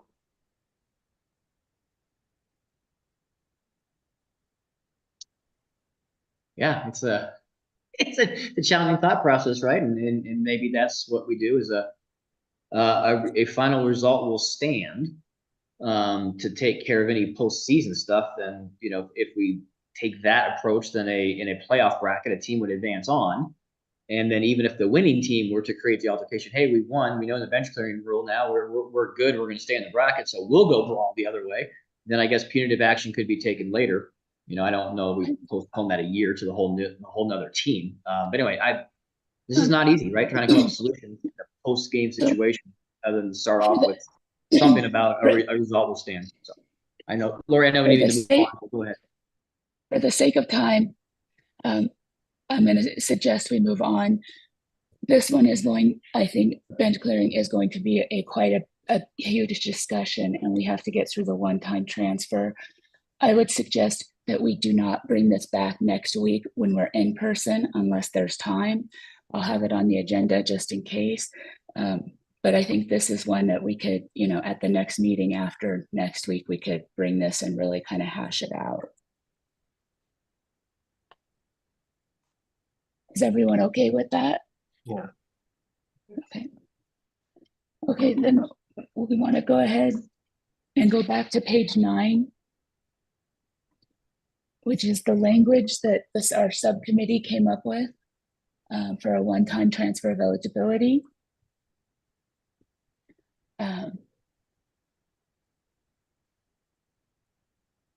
Paul, I guess my question to you is, does this language cover all of those, all the situations? With all the other rules we've talked about? Yes. So you're saying? You know, Yeah.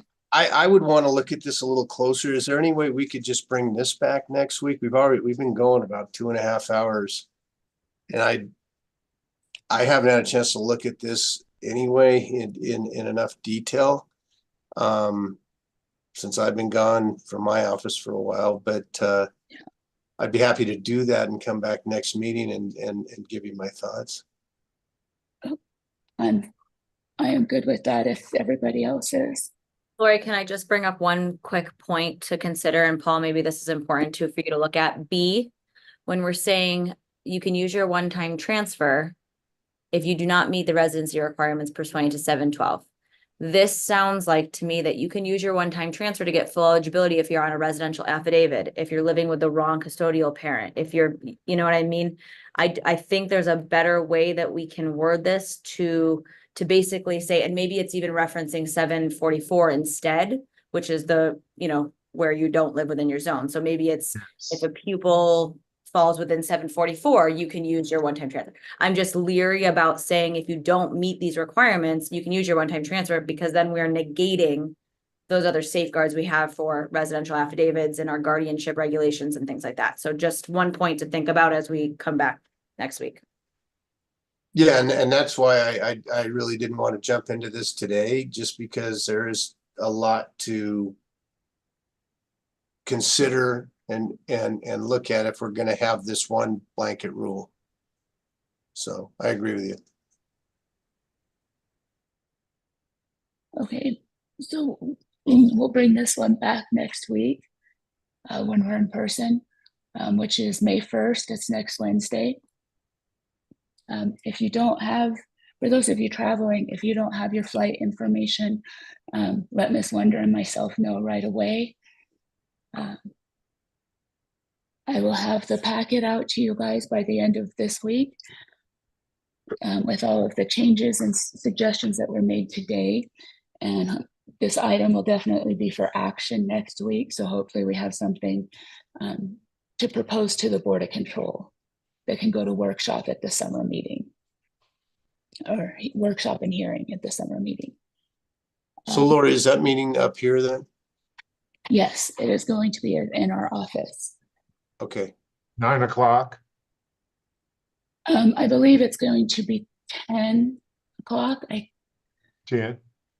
have to look at the flights again, but I believe we didn't want to put you guys on that 5:30 a.m. flight, and we went with the next one. So I believe it will be it's either a 9:30 or 10 o'clock start.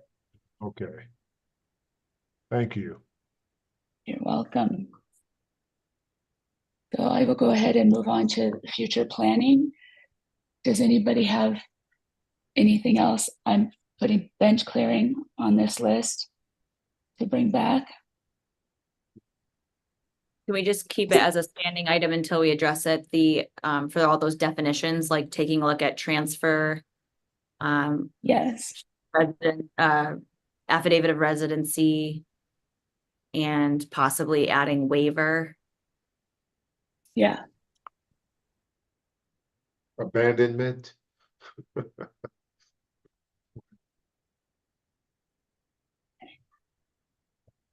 Anything else? Okay, we'll go ahead and move on to item 9, public comment. This time provides an opportunity for citizens to address the committee about any matter not on the agenda. Items raised during this portion of the agenda cannot be deliberated or acted upon. Should a member of the public wish to speak on a matter not listed on the agenda, it is asked that said person please complete a green public comment card and submit it to the committee chair prior to the opening of this item. Members of the public who have submitted public comment by email will have their email read into the record. A limit of 3 minutes per person and/or 5 minutes for a spokesperson of a particular group may be imposed. It is requested that comments be directed to the committee as a whole. Comments that are deemed to be irrelevant, repetitious, offensive, inflammatory, willfully disruptive, or deemed to be personal attacks will not be permitted. Mr. Nelson, is there anybody here that wishes to make public comment in person? Thank you, Ms. Law, for checking. No, nobody in the NI office. We're clear. Okay. I do not have any emails. Do any of you have anyone in your office that would like to make public comment? Okay, with that, I will go ahead and adjourn the meeting at 11:16 a.m.